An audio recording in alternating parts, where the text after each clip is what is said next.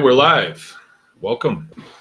This is Mark coming to you from Baker's Green Acres, and I'd like to welcome you all to the Anyone Can Farm Experience Live Chat Tuesday night edition. Today is the 6th of February, 2024. All right, a lot of things going on these days, and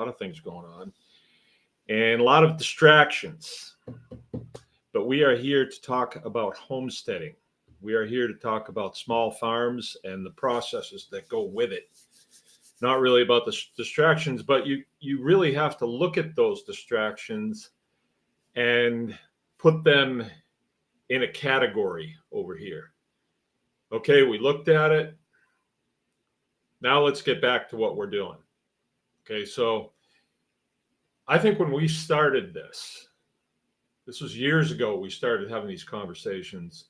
There was lots of distractions then.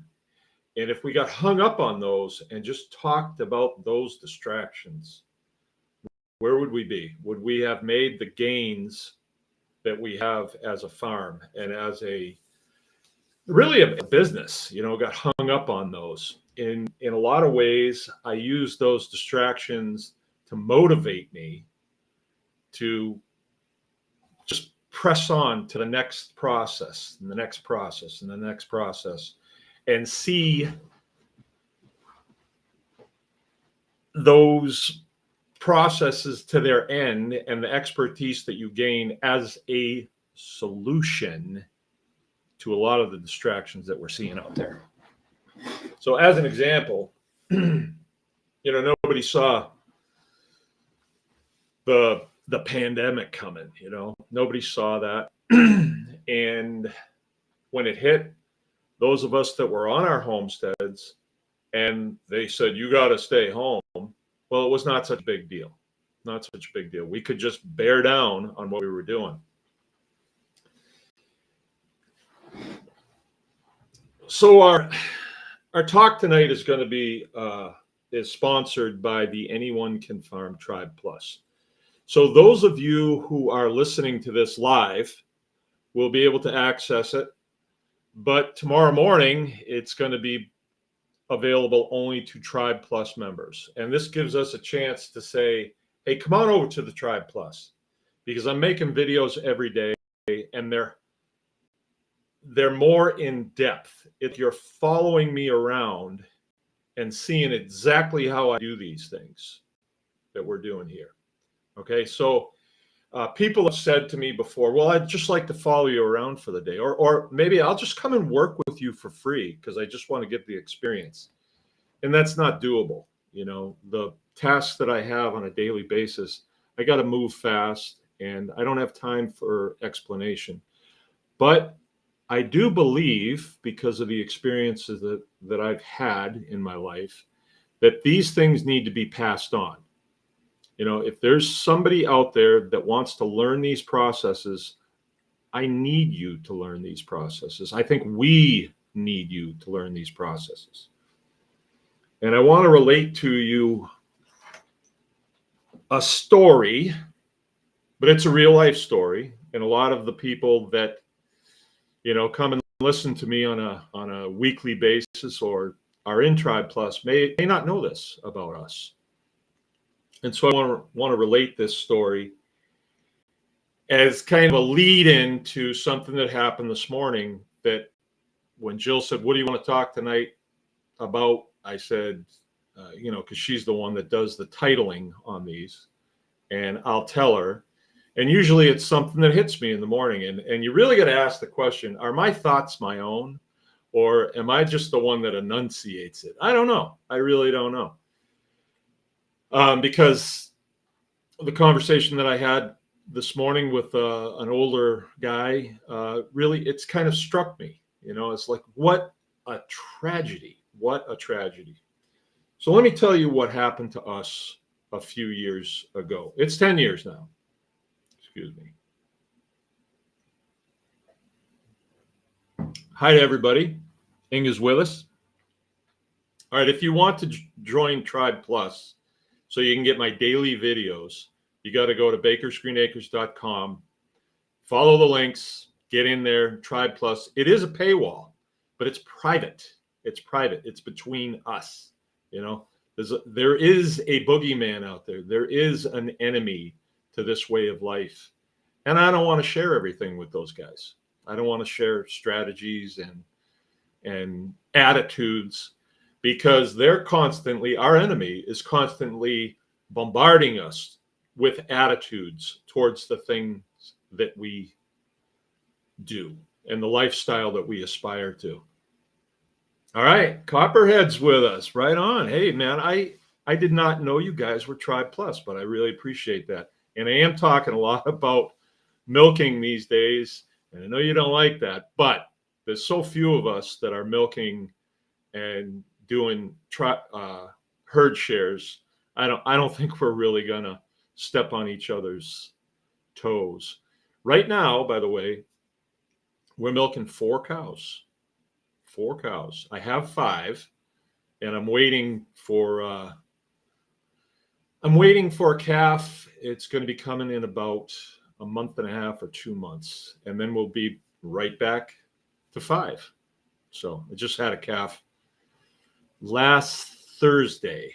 My beloved cow Ruby gave me a beautiful little heifer calf, which, you know, if you're doing milk shares, I am never going to have to bring in cows from the outside, because my goal is somewhere around 8 to 10 cows. That would be enough. And in Tribe Plus on our dailies, I am prepared for the people that want to be in Tribe Plus and are serious about their homesteading career, and it is a career. I am more than willing to share the numbers with you and to show you this is what you can do. This is how much you can make. You want to have a home business based in the farm world, you can do it. This is how much you can make. Although Copperhead, I'm sure they know, because they're doing herd shares, and I'm sure they have a calculator. You know, it's a very doable thing. But anyway, the story that I want to relate to you, a lot of you have heard it. I know Brian Jacob has heard it. Hey, Brian, how you doing? This goes back. This is in 2011. We were the first family in the state of Michigan to get Mangalitsa pigs. There was a guy that came into my life, and he says, "Hey, you ought to do this." He was a businessman. He wasn't a farmer. And he says, "If you want to do this, I'll finance it." And he says, "These pigs are going to take America by storm." Mangalitsa. It's a heritage breed. It comes out of the ones we got came out of Austria, but it's a Hungarian breed. It's known as a Hungarian breed. So anyway, I said yeah, and we embarked on the journey. First thing I did was I went out to Seattle, and I got in on a workshop that was going on how to butcher these pigs. And I'd been a butcher for a while before that, but the butchering process on these pigs is different, and the carcasses are different. They're what's known as a chuffy pig or a lard type pig. It's a heritage breed, so it's not been hybridized and everything to give the maximum amount of pork chops. It's more like the pig that would have been on Noah's Ark. Maybe, I don't know. It's a good story. I wasn't there, but I would say it's a very hardy pig, an all-weather pig. They can survive in very tough climates, and they work really well for a homestead pig.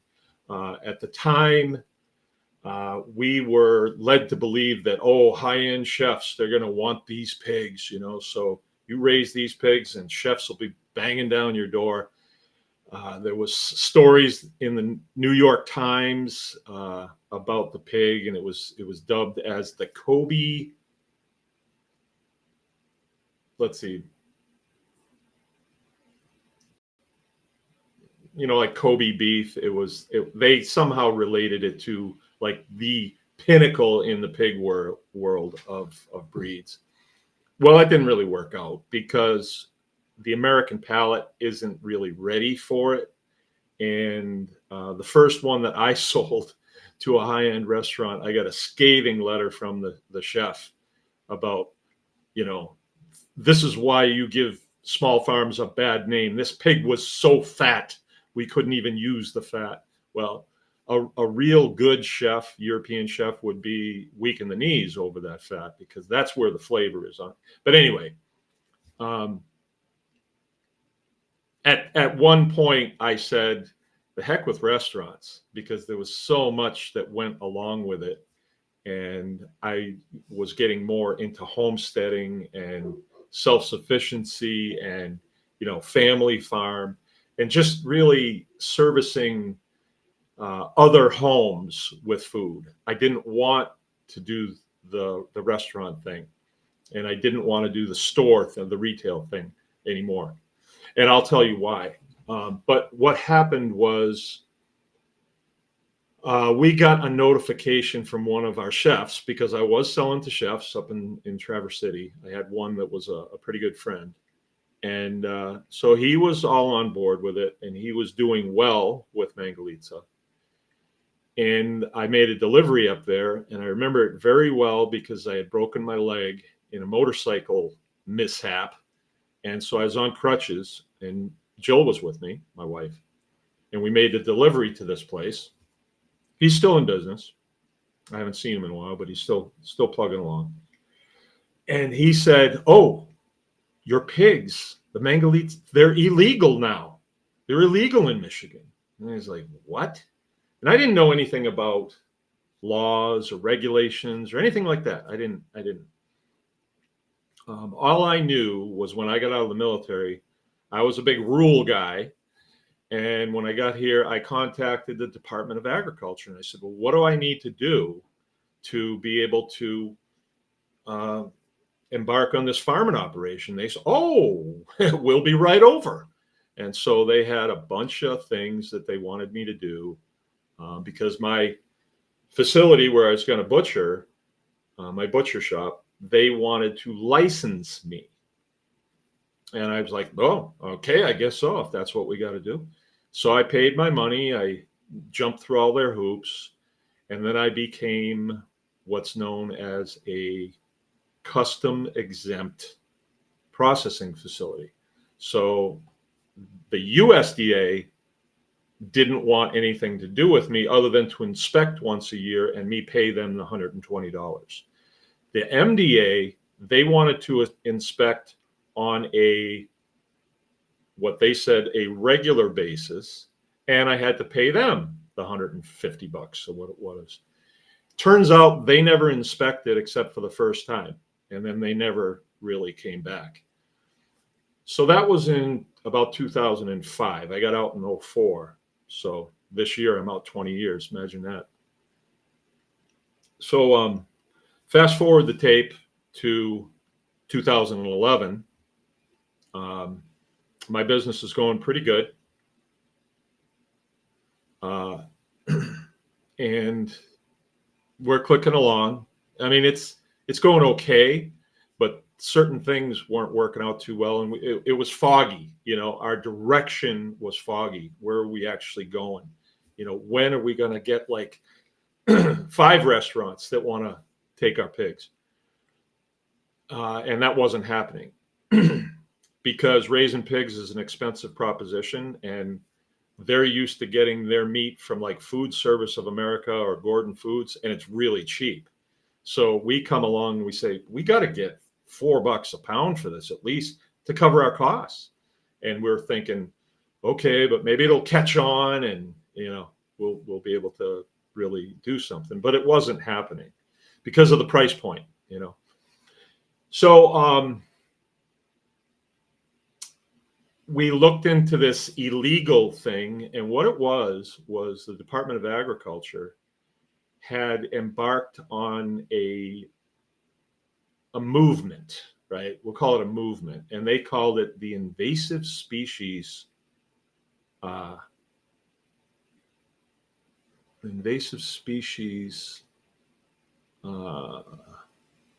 order.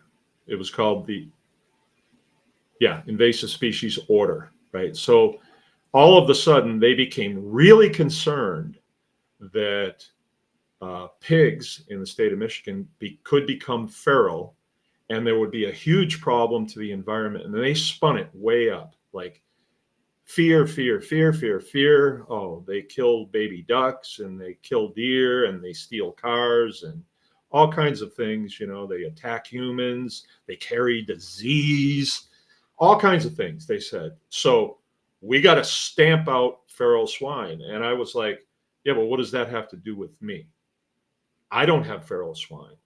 You know, my pigs are Mangalitzes. I paid a lot of money for them to get started.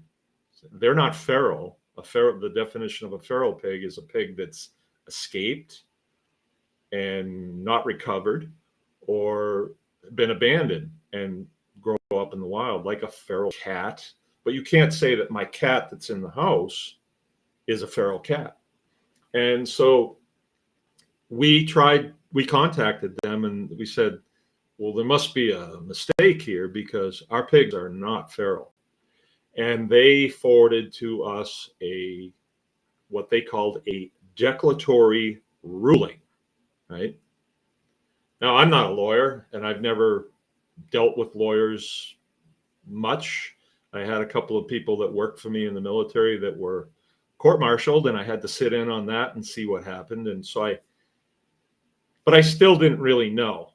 You know, I didn't know how things worked, and I just got hung up on the verbiage. You know, they said feral, and my pigs were behind fences. So how does this apply to me? And they copped an attitude with me like, how dare you question us? And there was another agency that was brought in, or two other agencies. One was the Attorney General's office, the Department of Attorney General, and the Department of Natural Resources. And we were told that the Department of Natural Resources was brought in because they manage natural resources. And again, I said, well, how is this a natural resource? I imported these animals from Austria and they're domesticated. So a domesticated animal could become a feral animal. It's just like I could become homeless, but I'm not homeless, right? So the verbiage was hanging me up, and I was just still pretty wrapped tight from being in the military for 20 years and still Irish enough and, you know, part-time drunk enough to dig my heels in and just, I like to fight. Yeah, we can fight. And I didn't think much of these agencies, like they didn't appear to be professional. And I was coming out of an extremely professional world in the military. Like I was in for 20 years. So I was up at the higher end of things. And so they didn't strike me as professionals, or they didn't give good answers to what they were trying to do. And we kept thinking that they're just uneducated. And so we weren't connecting in the middle at all. And so I dug my heels in. I said, well, I'm not doing it. So I was the one that became sort of the focal point for them. And they pulled out all the stops. They issued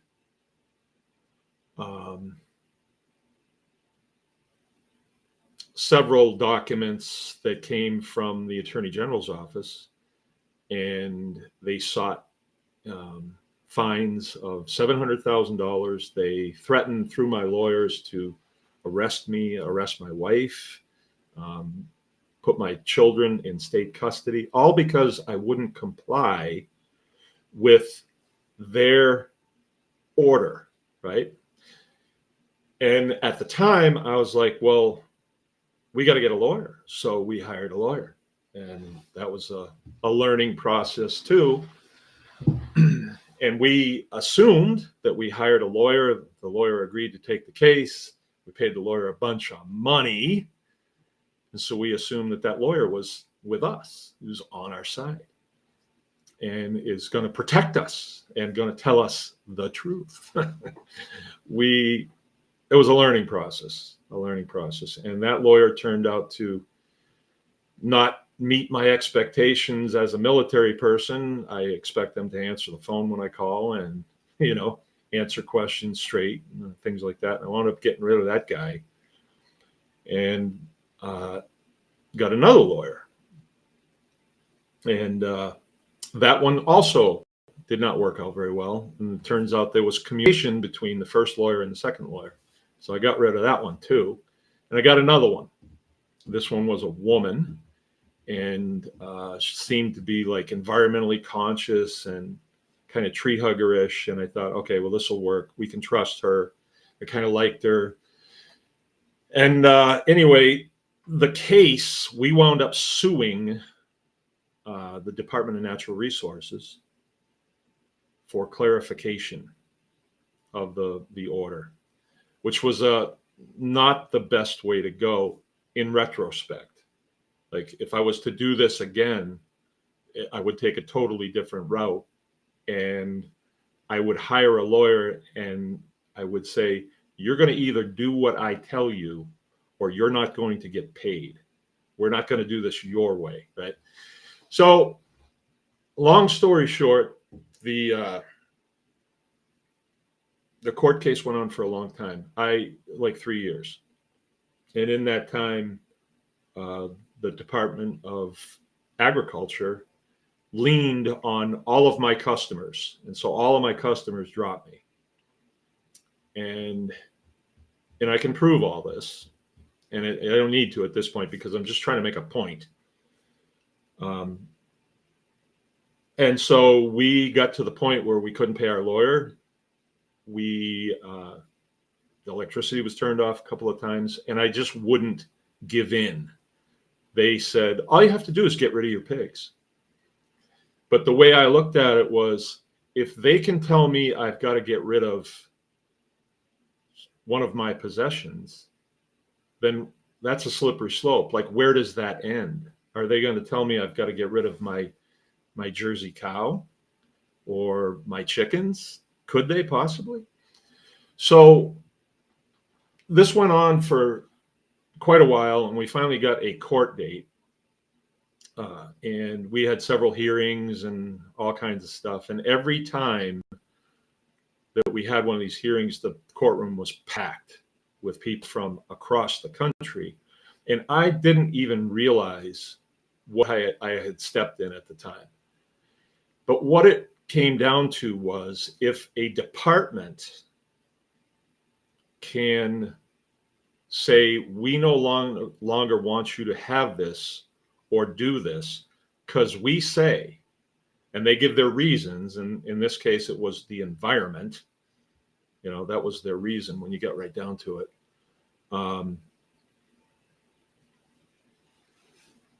Then I wind up working for them. They become my master, because they can say, you can only have one dog on your property, or you can't have roosters, or, and I had a real problem with that. And it forced me to get into my Constitution, right?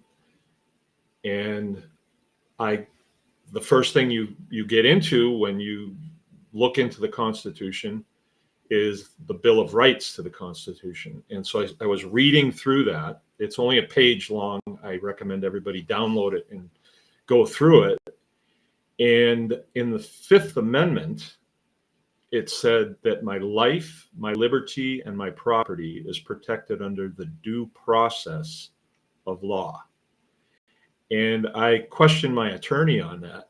And the reaction from the attorney tipped their hand, right? They didn't want to go into a courtroom with the Fifth Amendment to the U.S. Constitution. And so I had to find out, and there was nobody at my disposal really to ask questions that knew. There was a guy that called me, and his name was Richard Mack. You might know him as Sheriff Mack.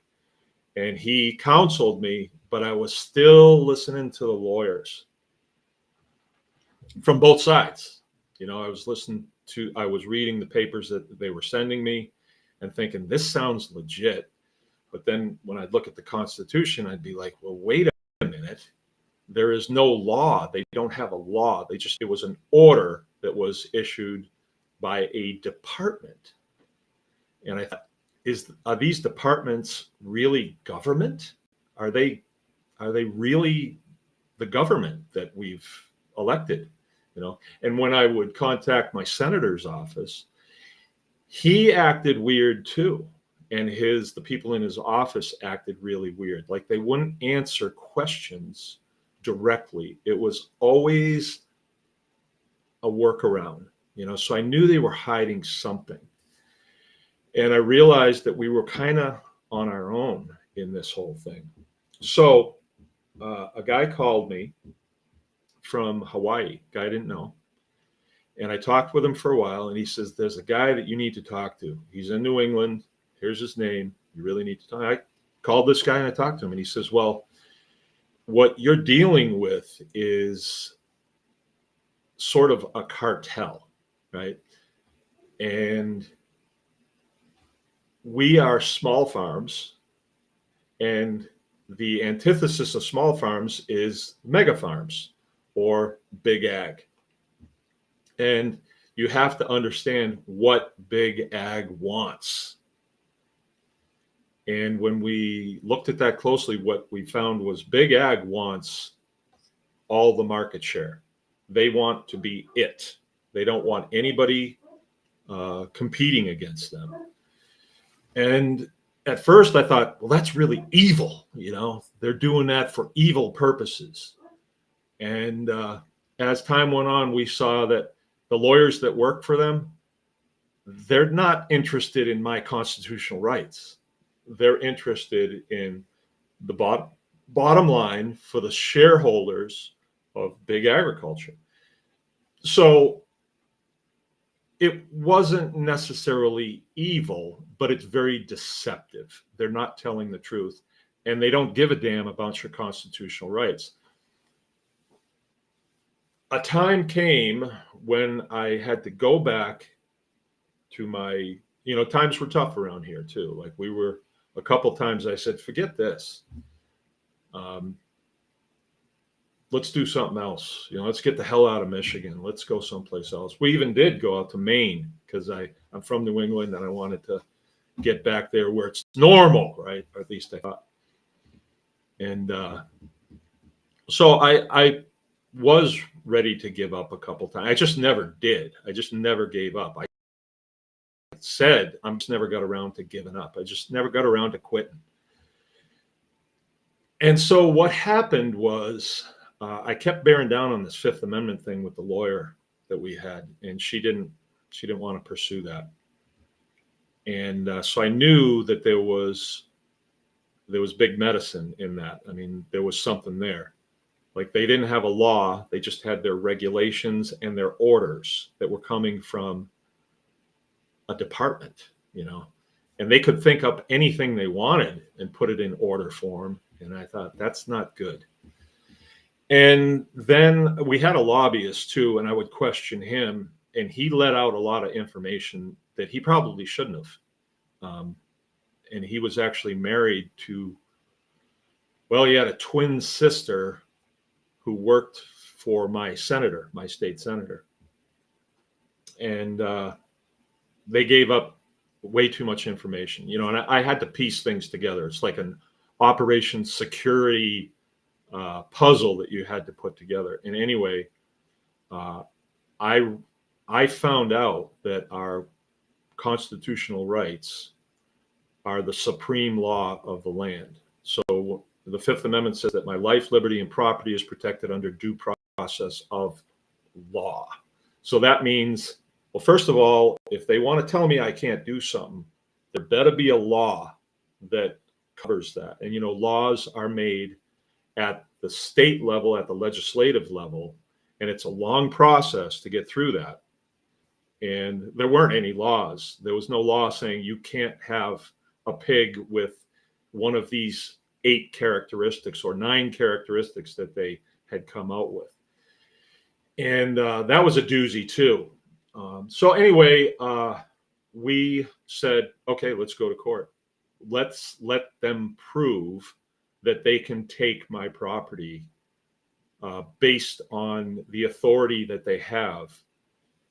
And that's when the the attorney general, who was a Republican, he's Bill Schuette was his name, capitulated.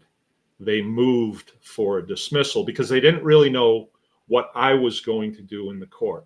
In the court, I could have fired my lawyer on the spot and represented myself and said, Judge, are my pigs not covered under the Fifth Amendment to the U.S. Constitution? So what's it going to be? Is the Fifth Amendment supreme, or is an order that some wiener at the state level, some Department of Agriculture comes up with? Which one has the weight? My constitutional rights or the wishes of some department bureaucrat? And that wouldn't have gone over too well in the court. We definitely would have won, and they knew it. So the state, I guess you'd call it the state, I don't know what to call these people anymore, capitulated. And so we prevailed. Then what happened? So they rescinded the declaratory ruling. They rescinded it. It's gone now. And I want to tell you about that ruling, what it said in there. And we were done. It was over. The court case was over. And by default, Baker's Green Acres won. So I could keep my pigs. I wasn't going to go to jail. They weren't going to take my children away from me. Now, that's a whole nother thing. Yeah, is there some bitterness? Oh, yeah. Is it over? As the days click by, I'm able to forgive a little bit. There was a time when I was very angry with certain people at the state level. They're probably all gone by now. But I never did anything. I never threatened them. I was just waiting. I wanted to get some. I did want to get some payback, and part of me still does. But I found the better way to do it is right here. Because let me explain to you what they were trying to do. And I think that you'll see that they only have so many moves in their playbook. Okay, so the declaratory ruling, they had a list of characteristics, and it said in the declaratory ruling, if your pig has even one of these characteristics, then your pig is feral. Now, I may not be the smartest guy, in Missaukee County, but because my pig is brown does not change its status as to whether it is domesticated or feral, whether it lives behind my fences or lives out in the woods. And that was actually one of the characteristics that they gave. Another characteristic was distinct skeletal structure. But they gave no qualifiers in that statement. That was number 2. Number 3 was straight tails. But they can curl their tails.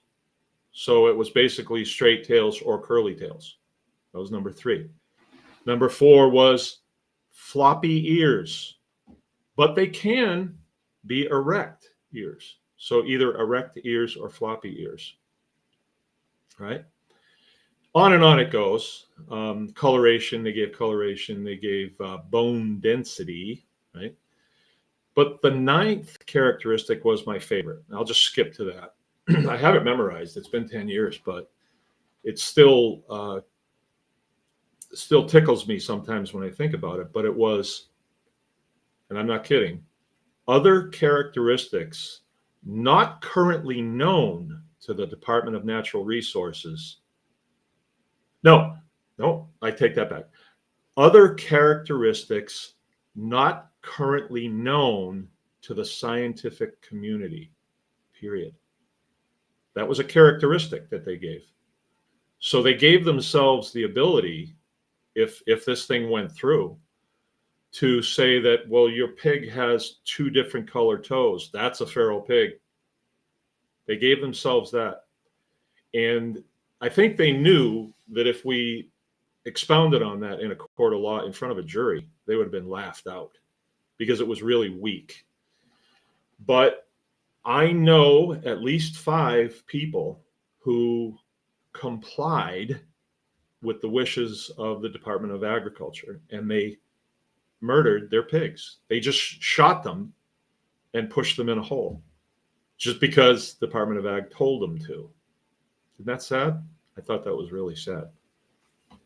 And when it was all over, none of these people went back after the Department of Agriculture. And I can tell you why that is.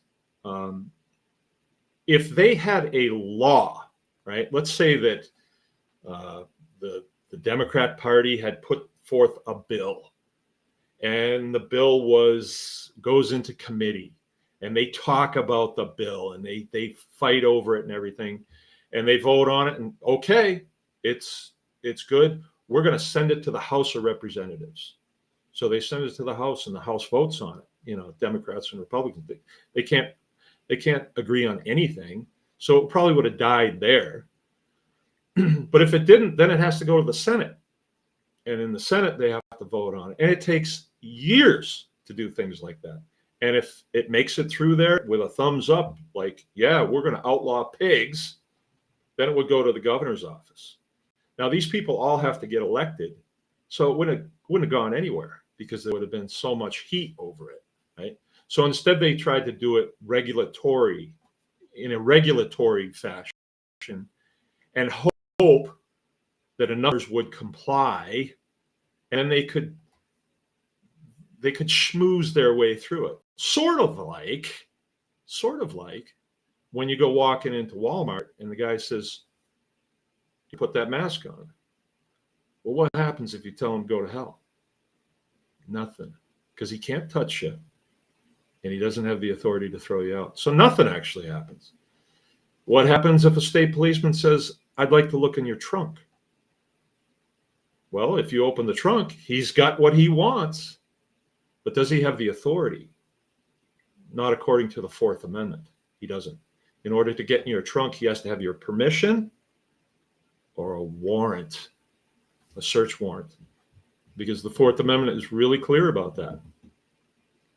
So they get you to voluntarily do the things they want you to do. So in my case, they said, we can end this whole thing right now.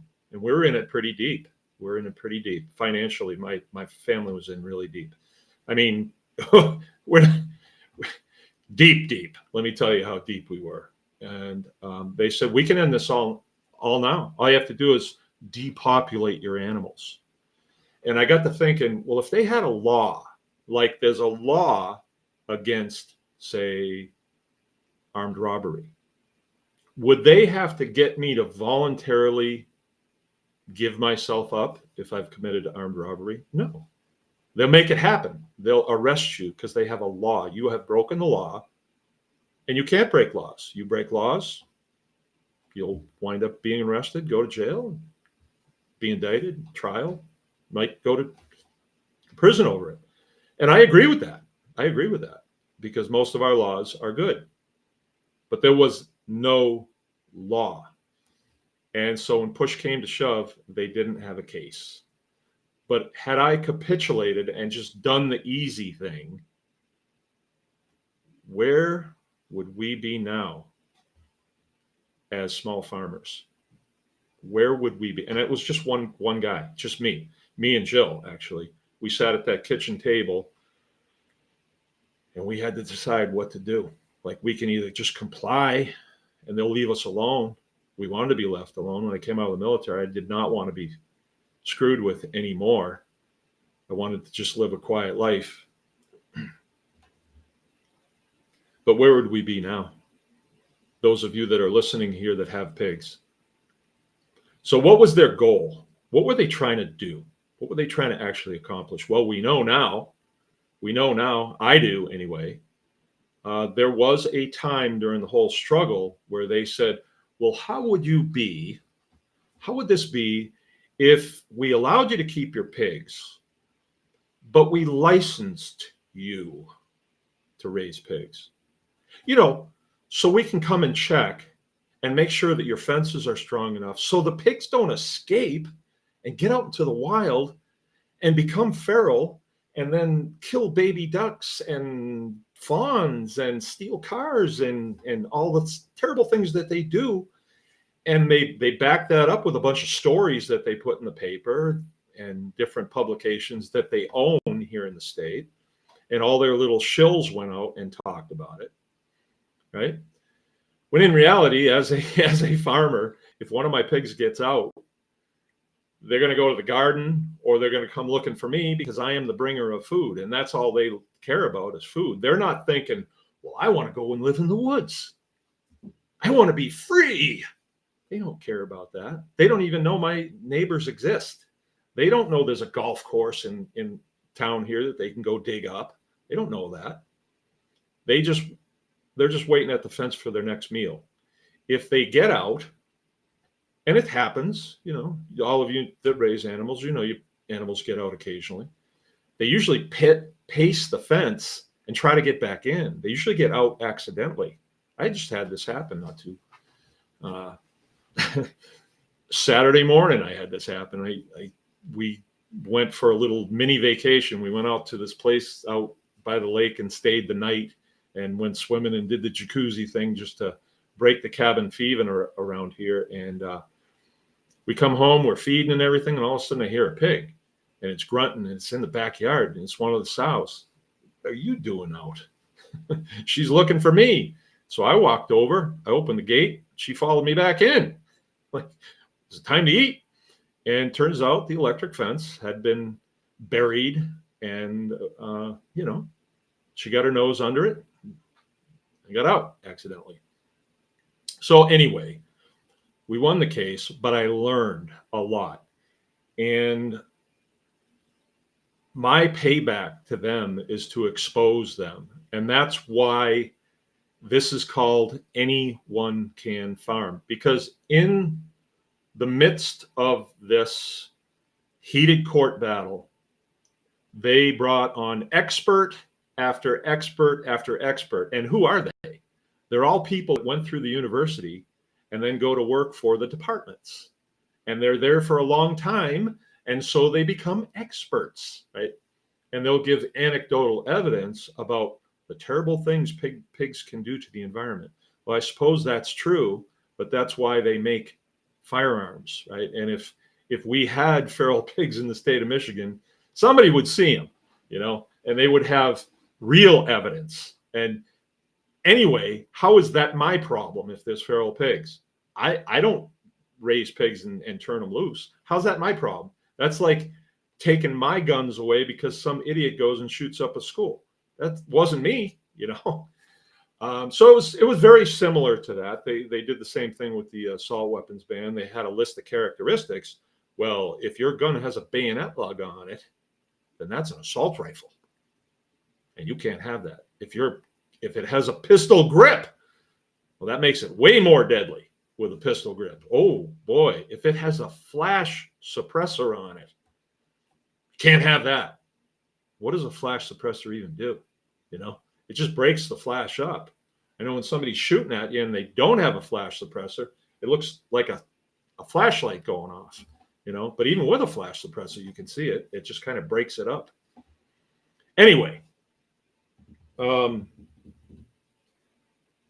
what their goal was to put all people who raise pigs under license, right? So what is a license? A license is a contract. When you get right down to it, you buy a hunting license. Within that hunting license, you're saying you're going to comply with their rule book.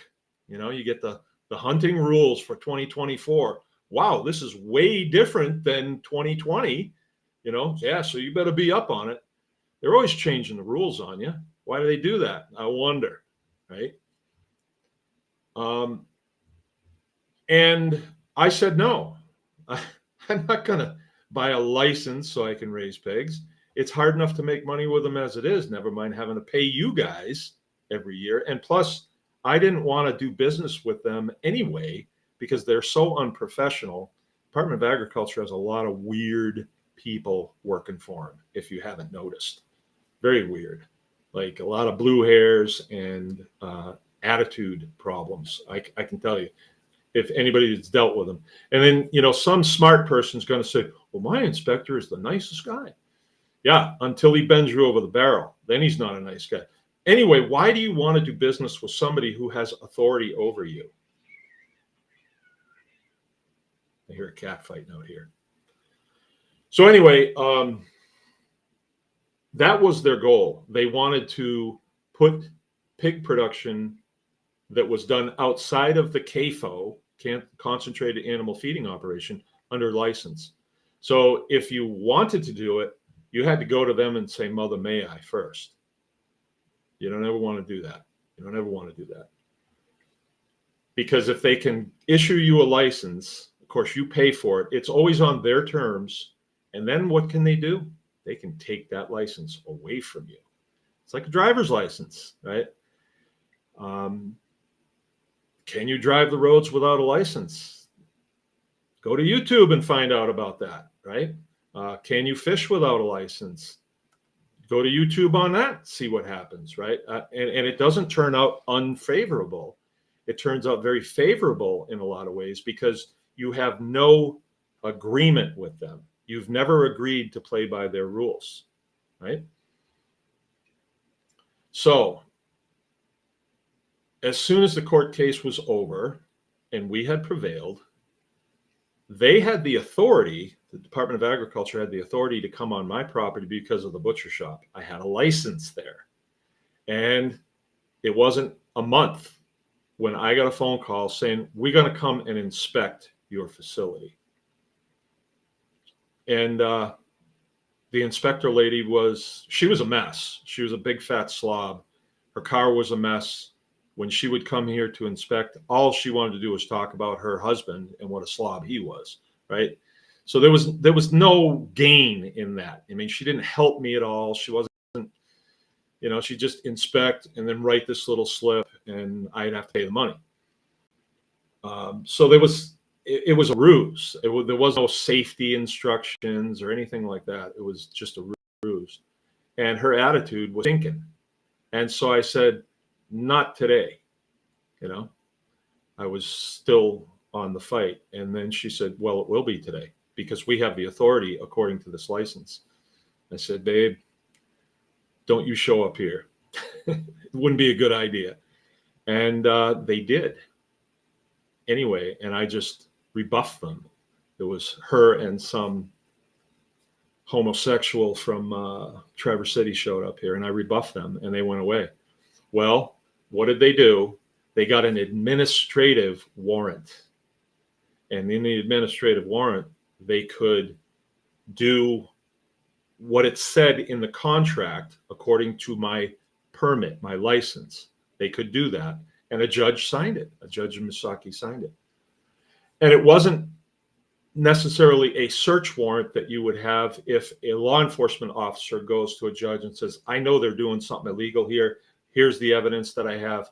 I want you to do a workaround on their Fourth Amendment. I want you to spend their Fourth Amendment, and I want to do a search. When a judge does that, they're elected officials too. So they put themselves in a really bad position. But an administrative warrant is a little bit different. So to make the show complete, they showed up here with 2 state policemen because they told the state police that they were afraid of me. I don't know why. I never raised a hand to them, and very rarely did. I never used any foul language with them. But that was a way of them to bring law enforcement on to intimidate me, to let them do what they wanted. And I rebuffed them that time too. I just told them that they could do the search, but they were going to have to wait until some of my friends come over. And I'm calling them right now. And I went in the house and I called a friend of mine who is a lawyer, and he kind of instructed me to put them off as long as you can and then get as many of your friends there as you possibly can. And when I did that, there was some other circumstances too. Like it was very cold out and I wouldn't let them go back to their cars. I don't know why they complied with my orders, but I said, do not go back to those cars. You stand right here. And they did. I don't know why. And I took their driver's licenses from them too. I said, they're not going to search anything until they have positive ID. I want a driver's license. They tried to show me their little cool little Department of Ag ID, and I wouldn't accept it. Just, I don't have to accept any ID if I want. I can strip search people. It's my property if I want to. And so they gave me their driver's license, and I put them in my pocket. Thank you very much. And came in the house and let them sit out there and get cold.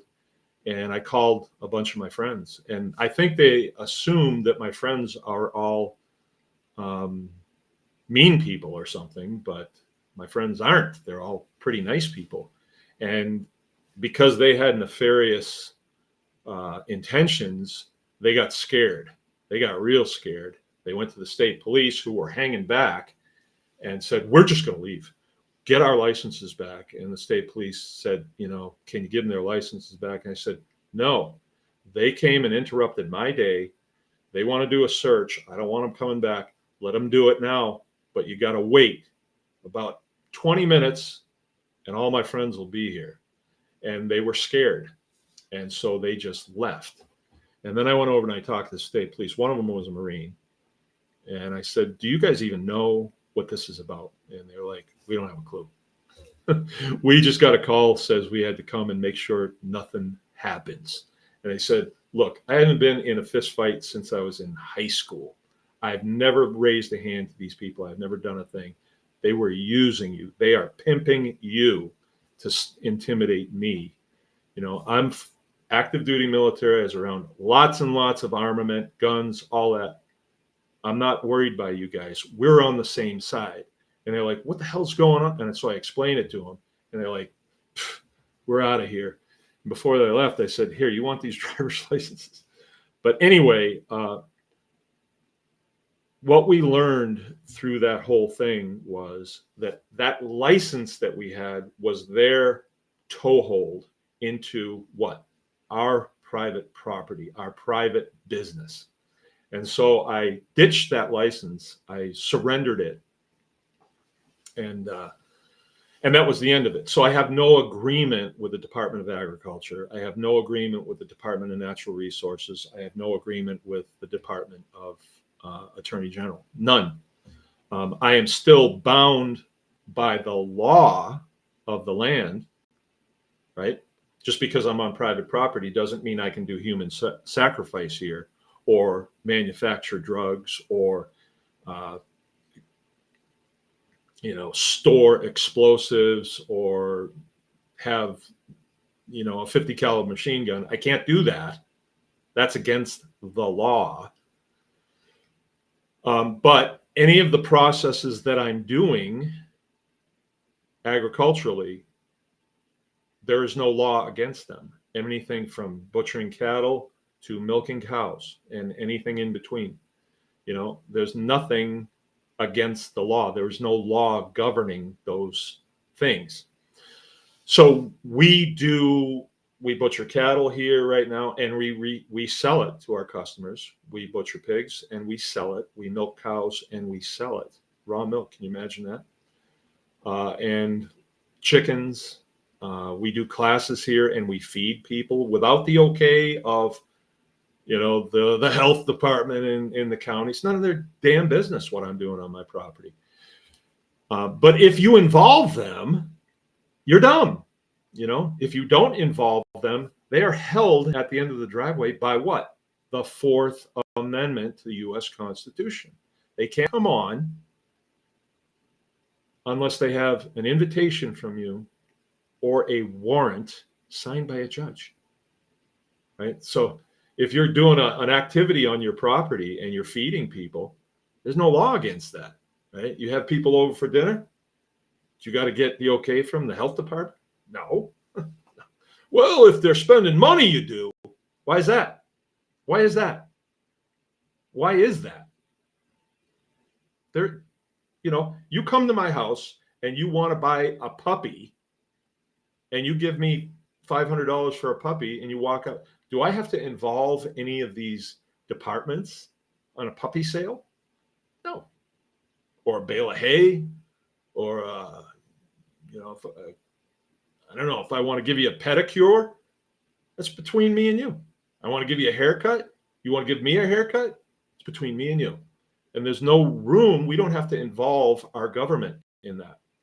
So I tell you all this so you know that I know what I'm talking about. I had the full force of the state focusing on this farm because if we didn't comply, then why should you, right?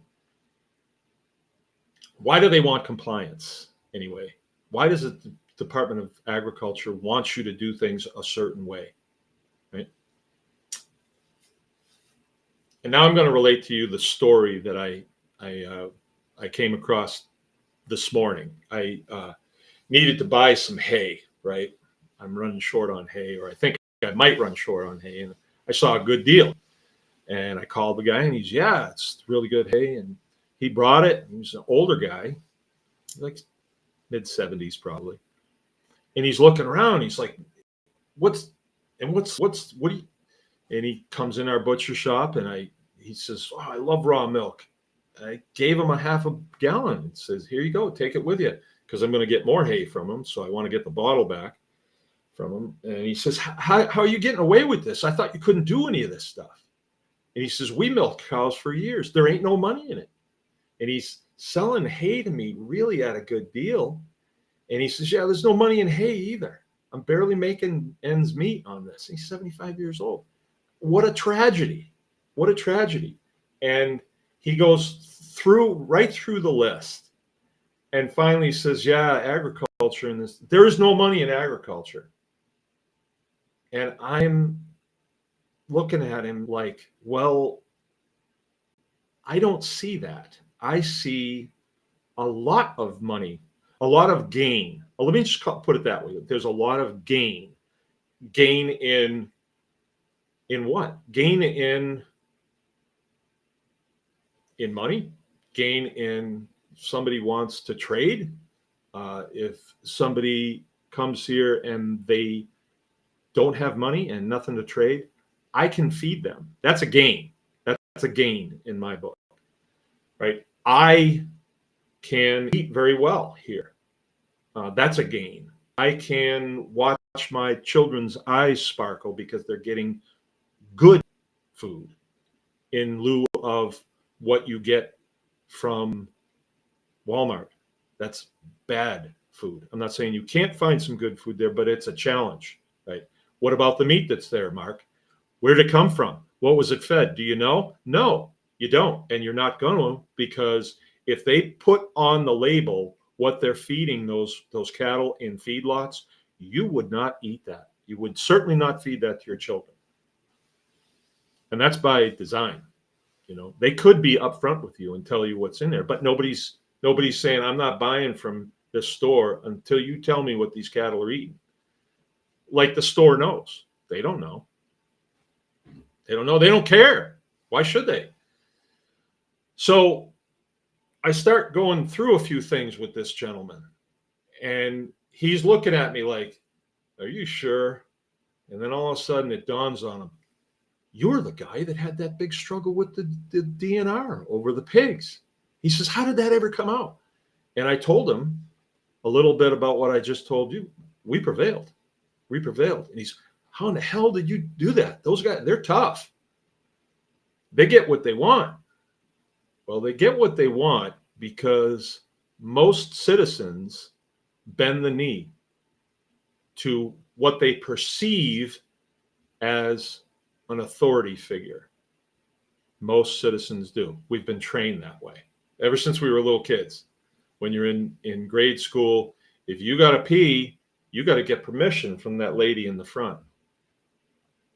And she may not let you go if you went, 15 minutes ago.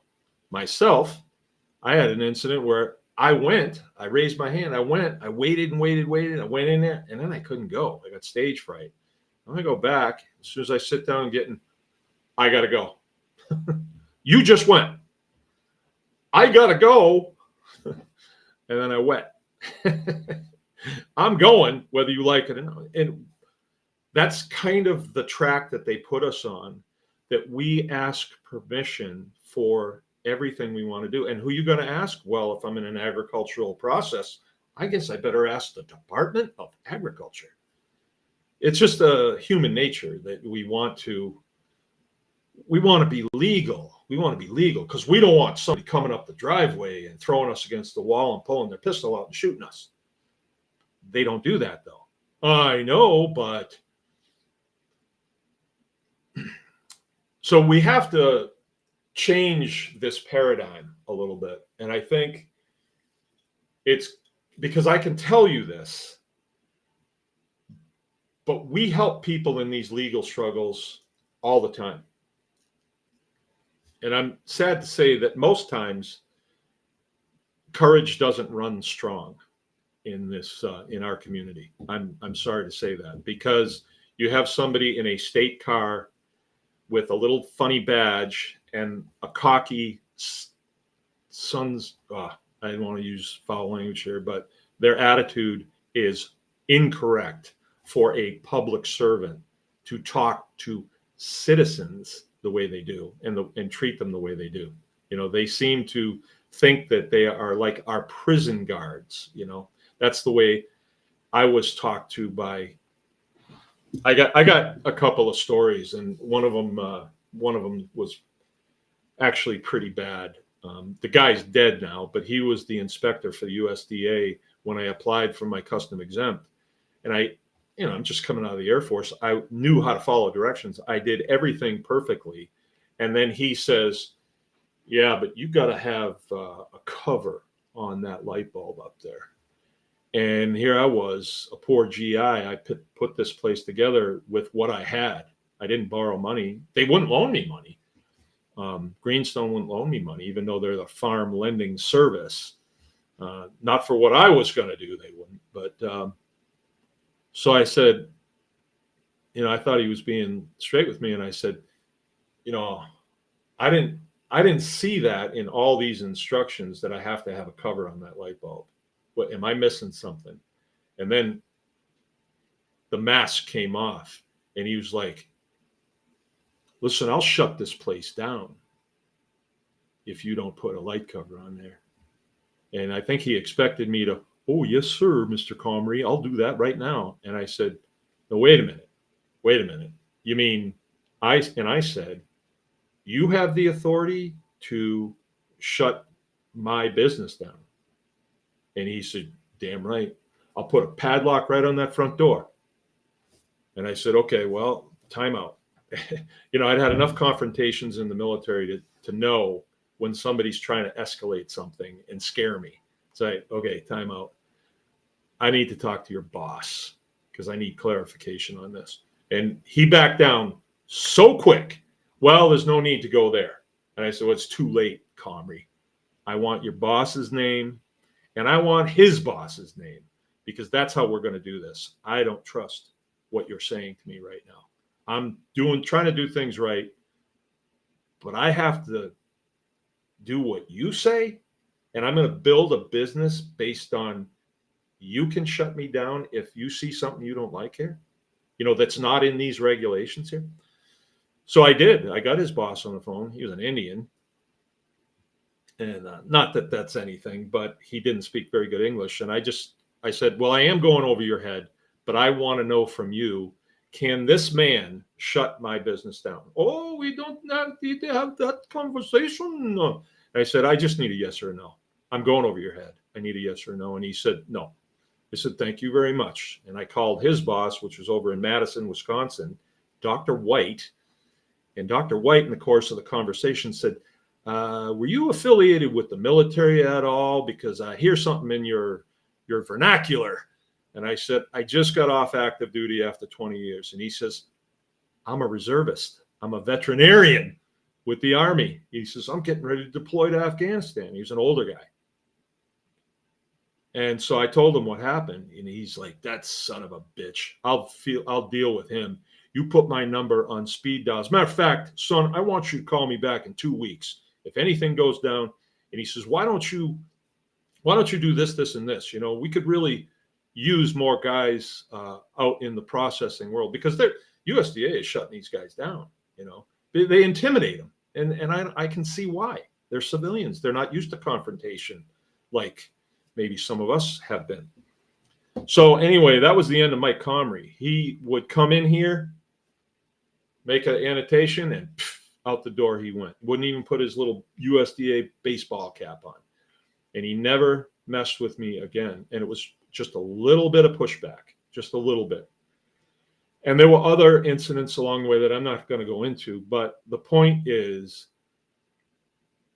in this business that we're embarking on, and homesteading is a business, you're hearing, if you listen to it, you will hear big names talking about sustainability, not in the weird woke way, but sustainability as in maybe sufficiency, self-sufficiency, or a business being self-sufficient instead of it being fragmented, right? You're starting to hear that. I am starting to hear that. And I do believe that at some point, we're going to see a reflourishing of the family farm. And why is that? Why do I say that? I say that because you no longer trust the science. They inoculated you from the science. They just did that in 2020, right? Trust the science, right? They inoculated you from that. Now you know better. When you hear that, that's just a way for them to BS you with all their terms and scary things they like to say that they can't really back up, but they learned them at the university, right? So they're losing ground. Industrial agriculture is losing ground big time, big time. They're going out left and right because they really survive off of subsidies. And what are subsidies? Subsidies are, well, this guy's in this business, so we're going to take a bunch of money from all the citizens, make a nice little package out of it, and give it to this guy because he's struggling and he does things the right way, right? I don't get subsidies. I don't get the U.S. government giving me money because I'm struggling. No. If I'm struggling, they'll kick you when you're down as a small farmer, and we all know that, right? And that we do deal with that, but there is a way to prevail, right? And I think the first thing that you want to do is never, ever partner with any of the departments. Don't take money from them. If they call you on the phone, hey, we're just calling to see, what you're doing. It seems really cool what you're doing. Can we come and look around? Maybe bring some students from the university. We want to look around and just, inspire people. No. Well, could I buy some stuff? No. You work for Department of Ag. It's the Department of Anti-Ag. And no, stay away. And you can even use stronger language than that. As soon as they know that you're kind of on to them, they go look for the next fattest camper. You know what I mean by that? The next fattest camper. There's kind of a saying, I get maybe military circles, I don't know, but that's where I heard it from. If you're going bear hunting, a guy told me this chief that I worked with one time. He says, yeah, I was going bear hunting with a friend of mine. He was stationed up in Alaska. They actually hunt bears up there. And he says, we're putting our packs together. And he says, I was putting my jogging shoes in there. And his buddy says, why are you taking those? He says, well, I might need to run. Bear hunting, if things don't work out, I might need to run. And he says, you're never going to outrun a bear. And he says, I don't need to outrun the bear. I just need to outrun you, right? The next fattest camper, right?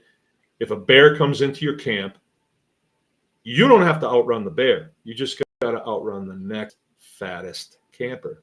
You got to outrun, because the person that you outrun will succumb to the bear. They're only one person at a time, probably, if they do.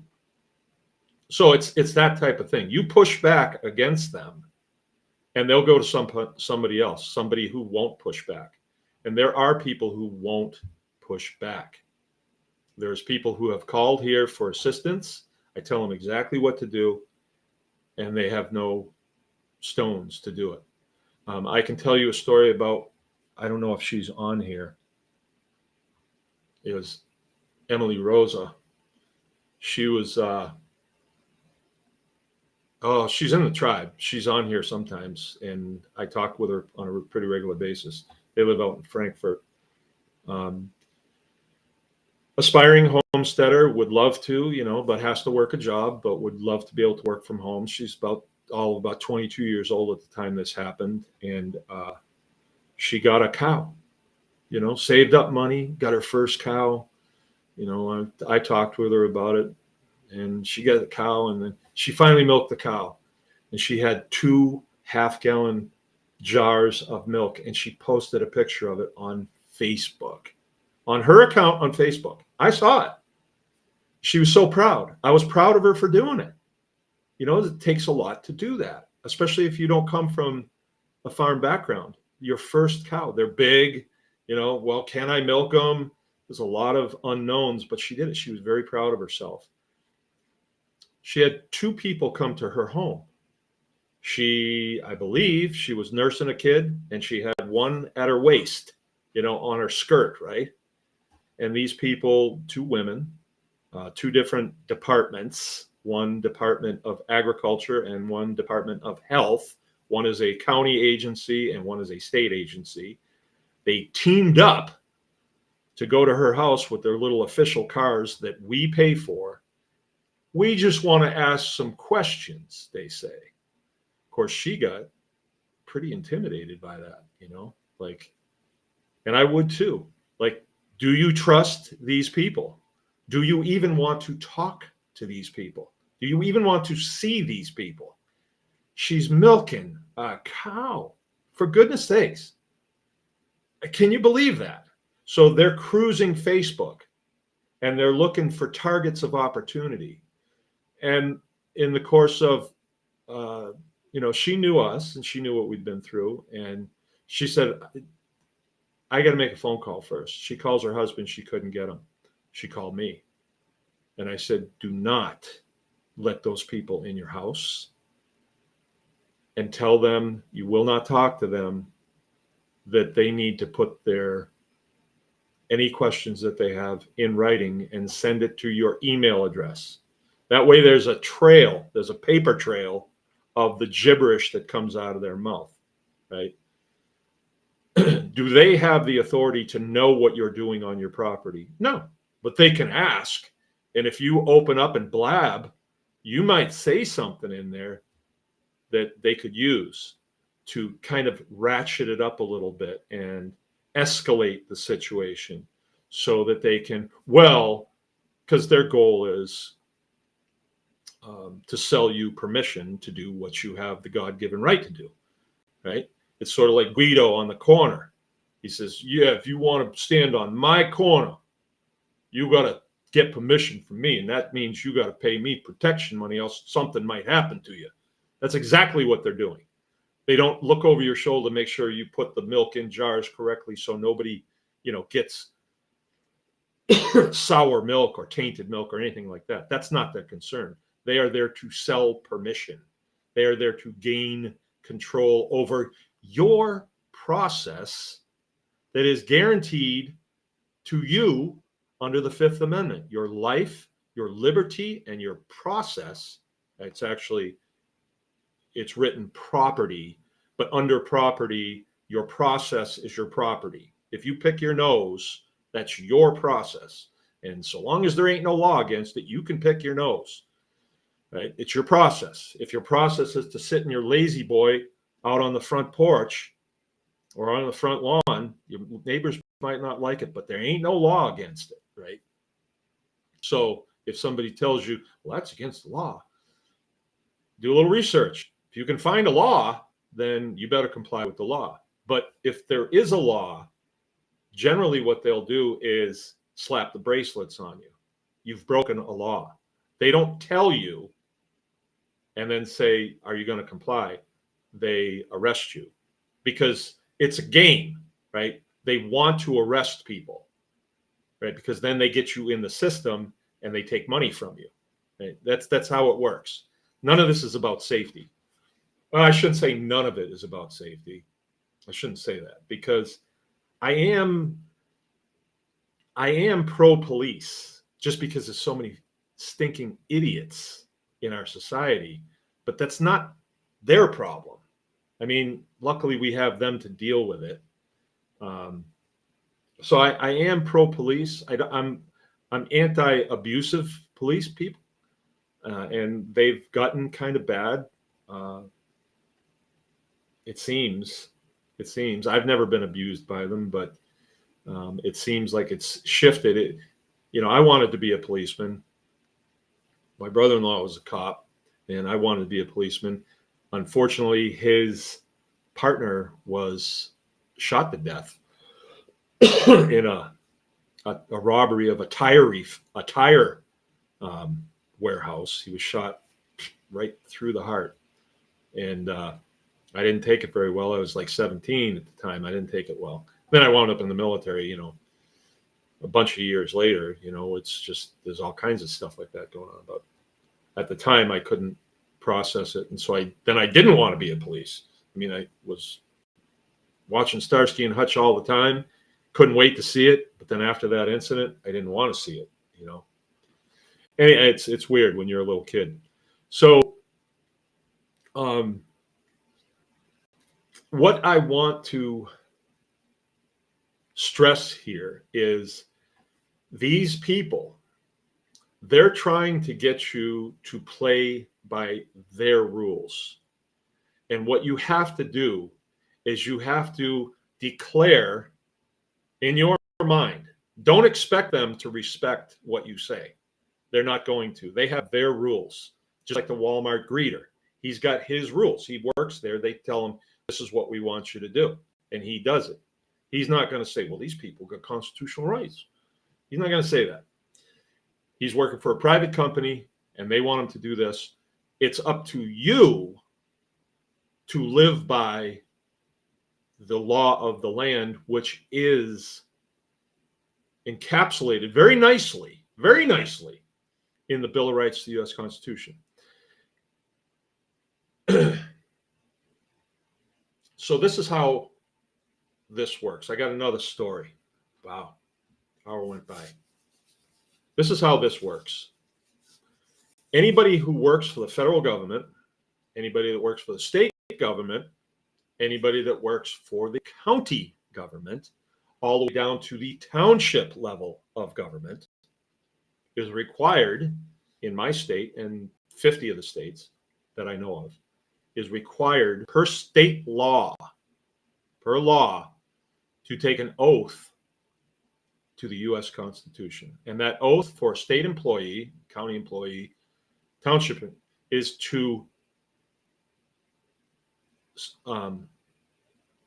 support and no, wait a minute. Mine is protect and defend as a military member, protect and defend the Constitution of the United States. So I protect the document, and I also pledge to follow the lawful orders of the officers appointed above me. I've taken that oath 5 times. That's why these people, I can't let them go. I can't let them do what they're doing. I can't let them subvert the Constitution. I can't let that happen as a military member. Neither can any of you that are military members. You can't. You already took your oath, and it doesn't end when you leave the military. But state employees, county employees, township employees, federal employees, they are required to support the Constitution as it pertains to the constituency. So they have to protect and support the constitutional rights of the people that they work for. Okay? Follow me now? So the township supervisor, who does he work for? The electorate. We elected him. He works for us. He can't subvert my constitutional rights. How do you know if he has? Well, let's say you have a township supervisor, and this has happened. Actually, I can give you a really good story how this happened. But this one, I'll leave names out of it. Township supervisor contacts a citizen and says, you can't have a rooster. You can have 5 hens, but no rooster. Okay. Well, the question is, where did you get the authority to tell me what I can have? Like, that would be akin, and your people automatically go to, yeah, well, roosters make noise. Roosters make noise. Okay. Could he come to you and say, you can have a Pekingese dog, but you can't have a German Shepherd because they make noise? You can't have them. Could he? I suppose he could try. But what happens when he tries to subvert the Fifth Amendment of the U.S. Constitution? Fifth Amendment meaning your life, liberty, and property is protected under due process of law. If he tells you you can't have something, he better have a law to back up what he's saying. But if you were breaking a law, would it be the township supervisor to brief you on that? Or would it be the county sheriff, the LEOs, law enforcement officer? A law enforcement officer can't tell you to put a mask on because it ain't a law. He can suggest you do that, but he can suggest what time you should go to bed too. But he can't make you. There's no law saying you got to go to bed at 7:30. There's no law saying you have to wear pajamas. There isn't. I checked. So a law enforcement officer, if he said to you, because I say so, what has he just done? He stepped out from underneath his oath to protect your constitutional rights. So that statement right there of you can't have a rooster, he has just stepped out from underneath his terms of employment with you, the employer. And he has laid himself bare before you. How did I find out about this? I'm glad you asked. Some of my military members will think this is a pretty awesome story, because it is. And do these things happen to us just so we can be who we want to be? No, these things happen, and then you're called to pass this information on. So this happened. Okay, I was at a briefing in 2014, and this is after we won our court case. And the keynote speaker at this was a man by the name of Gerald Boykin. That name didn't ring a bell to me. I didn't know who he was, some old guy. I suppose he's going to talk to us about something important. At the lunch break, like it was an all-day event, at the lunch break, I went and sat with some other military members at a table, a round table. This is a very big room, holds like 500-600 people. I'm sitting at this round table, and the position where I am sitting, if I had a pen, I'd show you. All right, it's a round table, okay? And then the stage is like here, okay? I am sitting here on the round table. Here, I can draw this because this is just too wild how this happened. Me and Jill went and sat with these guys because they were military, and military members understand that. Like, they're more friendly than just civilians a lot of times. So here's the stage. Here's the podium. Okay. It's not going to work. I need a pen. I need a big pen. This is really important. Let's see if I can find one of those doggone things. Yeah, I got him. Got him. Good story here. Stay with me. Let's see, what color should we use? I wonder if white works. Looks like it does. Okay, so here's the stage. Okay. Not going to work. All right, green. Here's the stage. The podium is right here. The man speaking at the podium is right there. The room is full of round tables like this. It's full of them. And we are sitting down. They brought us lunch, right? So picture lots and lots of those in this huge auditorium. I sat right here. So my chair is right there. I'm sitting right here. Here's my plate, right? My wife is sitting right here. Okay, is that clear? There's a guy sitting here, also Air Force, but he's a fighter pilot. And those of you who have been in the military and have been exposed to fighter pilots, a lot of times they can be a little full of themselves. So the man comes to the podium to give this briefing after lunch.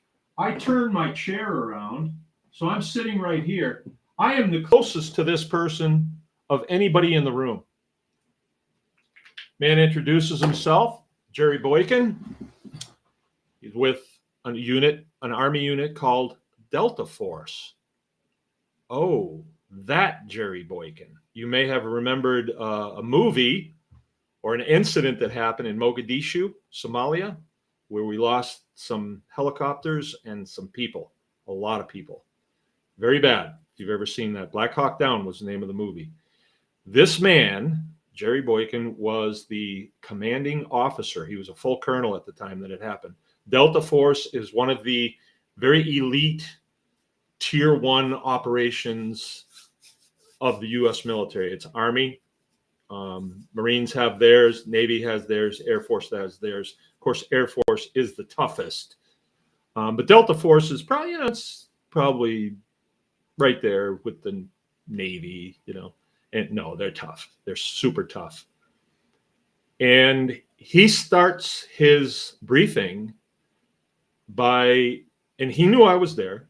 He knew I was there because I had briefed the crowd, and he was in the crowd about the situation that we had. And what my thing was, overreaching of government. And then our governor, our lieutenant governor, our attorney general took the side of not the citizens. They took the side of not the Constitution. That was my complaint of them. The governor was a Republican at the time too, wouldn't take my phone call. He was just way too high up. Anyway, General Boykin is giving this briefing. This is a general officer, right? I am not military at the time. I'm retired. Everybody at the table is retired. General Boykin is retired. However, when you're being briefed by a general officer, you sit up straight in your chair with your hands on your lap, and you sit there at the position of attention. Like there is no other way to sit. I'm not going to slouch. Hey, General, what's up? You're not going to do that, So I'm sitting there like this. Whoa, this guy. He's a big man. He's older. Like he's probably 75 at the time. I think he's still alive. I'm not exactly sure. But I really respect his service, right? And he starts to lament the problems that our country is facing. We are still facing these problems, and a lot of them is because of government, right? It's because of government, but he starts to lament about these things. And this guy sitting directly behind me, I can't see him, this fighter pilot, interrupts General Boykin, like mid-sentence. He interrupted him from the audience.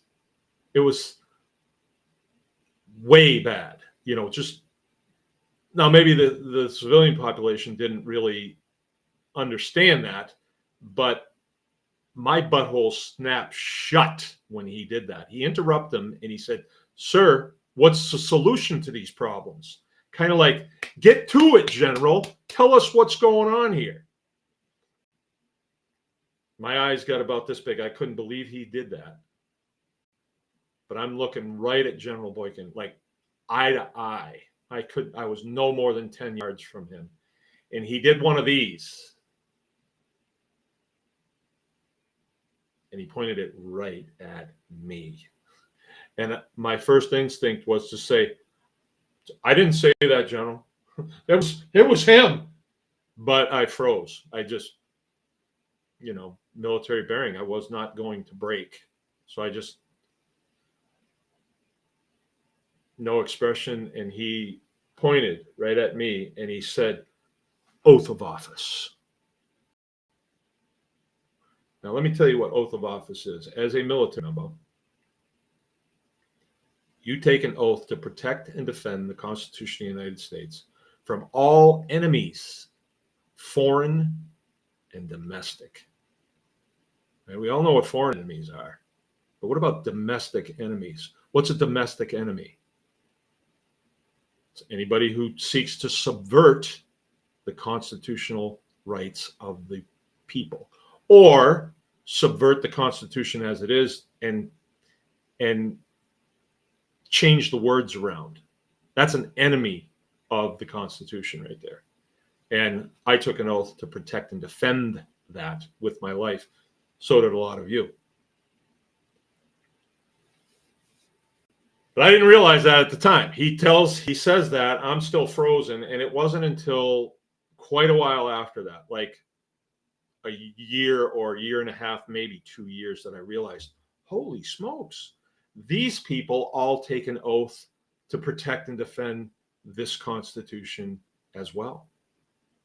And when they step out from underneath that, i.e., you've got to dispossess your pigs because we say so, they just lay themselves bare, right? They're not covered by their terms of employment with you. They're public servants, right? So they work for us. And so long as they stay within the guidelines of the Constitution, they're covered, right?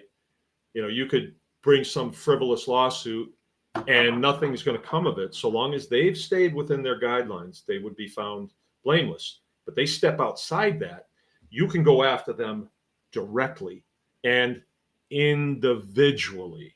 Now, the mistake that we made is we sued the department. Whoa, what did that do? That means the department gets to defend itself against us, and they get to hire anybody they want with whose money? My money. But if I pulled out one individual from the Department of Natural Resources, they were the ones that actually created the order. If we went down and we just picked out one individual, some middle management person that was pushing this thing and had put their names on documents, that came to my house and sued them individually, they would be on their own. The department would not represent them because they've violated their oath of office. So they're on their own, right? We did this with a township supervisor. A lot of those guys don't know who they work for or what they're even supposed to do. But we had a township supervisor that came up against one of our people, one of the tribe people. I never finished the story that happened with Emily, did I? I will. But this story was really good. Told one of our people that the process that they were doing, they would need to get a special use permit on their property, their own property, to perform this function. And it was just a farm function that many people do. There's in no way is there any lawlessness involved. And that person came to me and I said, well, this is what you got to do. You got to send this guy a letter in your hand saying that you intend to take him for his entire net worth and leave it right there. So he gets the letter, and I'm sure his heart rate jumped a little bit. And then he's like, Nothing's going to come of that. Well, maybe something will come of that. Maybe I just better run this past the county attorney and see what happens. Takes it to the county attorney. I don't know this happened, but the whole thing came to a screeching halt. So I'm assuming this is what happened because the county attorney most likely said, dude, you're being sued individually. They're not suing the township. They're suing you for your net worth. And then that township supervisor has to say, well, darn it all, I'm going to get me an attorney. I'm going to retain an attorney for $5,000 and I'm going to win this. Mr. Township Supervisor, what are you going to win? You're not going to win anything. You know, even if you do prevail, you're just saying that she's got to pay for a permit to perform this function. And what if she doesn't? What are you going to do then? You're going to sick the cops on her? She hasn't broken a law, right? So you got nothing. You got nothing. But she just had to find the stones to write that letter and let the chips fall where they may. And they fell in the right area because she's still operating. The thing with Emily, that turned out too, because she did what I told her to do, told them they had to leave and they had to send all correspondence to her by email. And then I made a video about this on the tribe. I gave out the names. I gave out the names of the two ladies, you know, I gave out their names. Why should they be anonymous? And of course, they're big Facebook people, so they saw that. And then they saw the comments. And in the comments, these tribe people were saying, where do you need us to be? Can we come out to your house? Do you want us to watch your kids? Do you want us to bring food? What do you need us to do? And there was a big group of people that said, let's get it on, you know, let's get it on. Tired of this. These people that work for us that are just screwing with us. And all we're doing is trying to run a small farm business, right? It's just, it makes my blood boil. And I'll tell you this too. For those of you that think that I might be going off a little too, getting a little too angry about this military, and this woman, I had to kind of set her straight too, because she was like, well, I don't know if I should do that. I mean, I could just pay the $50. I said, listen, you have a son that is also in the same line of work that General Boykin is in, right? Not Delta Force, but very risky what he does. And he is taking his oath seriously to protect and defend the Constitution of the United States. And for those of you who have never lived outside of the country, that Fourth Amendment is really nice because you're very unlikely somebody's going to kick your door in the middle of the night just to come in and look around in your house. Just because maybe a neighbor has said, I think he's got a goat in there, you know, and the law enforcement in the town doesn't like you, so they're just going to harass you a little bit. That doesn't happen in the United States because of our Constitution. Some of you may have these little things that go bang when you pull the trigger. That doesn't happen in other countries because in this country, you have the right to own and bear arms. That's your right. In this country, I can come on here and I can say, Barack Obama has big ears and I will not be shot at sunrise. Try that in Bolivia. Try that in Peru. Try that in the Middle East, right? Of going up against people who gain power. You know, our system is good because of our Constitution. And if you read through it, you will realize those are all the things you can do. Those are all the things that your government can't prevent you from doing. Those, and it's good. It's really good. The right to free speech. What I'm doing right now, I am telling you that the Department of Agriculture is a bad organization. They have a lot of bad people working for them. DNR, same thing. Department of Attorney General, they could do a lot of good, but they take on people who are trying to feed their family and just run a small farm business. Can you believe that? And issue a $700,000 fine. They did that. Our attorney general did that to me. And it had a chilling effect on the farm community because people are like, well, I don't want that to happen to me. But we should have countersued them, but we didn't know enough. We should have countersued them hard, right? For doing that. Like, how dare they do that? The attorney general is there to protect my constitutional rights. And he was leading the charge on, you will comply with this state agency, until we got him in a chokehold. And the chokehold was the Fifth Amendment. It was the Fifth Amendment. Another quick story. Aaron, is Aaron on? Aaron's on a lot of times. Aaron was one of the people who dutifully did as I asked and said, would you send an email to the Attorney General's office? They are required to give an opinion on legal questions. Required. Would you send an email and ask, is the U.S. Constitution the supreme law of the land? Yes or no? Because it can't be, well, sometimes it is. No, it either is or it's not. Like, the federal Constitution requires that all state constitutions square with it.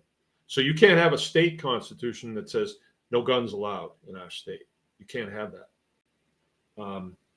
How do they get away with it in Chicago? Corruption. That's how they do it. Washington, D.C., corruption. That's how they do it. Constitutionally, a good lawyer would run circles around them if you ever got picked up on a weapons charge in Chicago. And, you know, what good does it do? I mean, it's like the murder capital of the Midwest. It doesn't do any good. So Aaron was one of the people that sent that correspondence to the Attorney General and said, yes or no, is it the supreme law of the land? The word supreme means something. It means nothing comes before it, nothing comes after it. It's it. It is it. Like free speech. I have the right to free speech. I have that right. You know, it doesn't mean I can say things that are untrue that cause people to be hurt. I mean, I can say it, but there will be consequences, but you have the right to say it. But there may be consequences. You can't yell fire in a theater. There will be consequences. You have the right to do it. But there'll be consequences, especially if somebody gets hurt. But I have the right to talk about my elected leaders. You know, I can make fun of Michelle Obama. I can, anything I want, I can. And they can't have recourse against me, not legally, you know, because of what I've said. I couldn't come on here and speak my mind, and this is why I want to keep this private. You may think, well, there's no free speech in America anymore because Facebook will shut you. It's a private, that's owned by somebody, and they let me come on there. And they say you can't say certain things. And they have a mechanism there that, like big agriculture, does not want what I say being pumped to the masses. That's why we went private. I don't want it pumped to the masses. It doesn't make sense. You know, you're just tipping your hand. It's an OPSEC, operational security measure. That why should we, you know, tip our hand to these guys? Excuse me.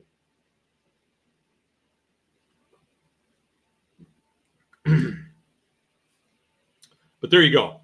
You're going to encounter these things, but don't give up. Don't give up. I made a video a while ago, and I said, a now what moment? A now what moment? Like in your daily farming activities, all of a sudden, you know, you got a sow in the backyard. And then you go, well, now what? Now what do I do? Right? And then you just got to keep your head. Don't do a knee-jerk reaction. Oh, a sow's out. I better get a gun and shoot it. That would be a bad idea. That sow, you know, she's worth a lot of money, and you don't want to be doing that. You just got to use your head, relax, and say, now what do I got to do? So what's likely to happen if you are in a farming business, especially if you do advertising on Facebook and things like that, which is okay to do that. It's actually really good. That's how I bought my hay. I bought that hay yesterday. I got it today, but I bought it yesterday. It's really a good thing to do. I mean, it's a great platform to do that.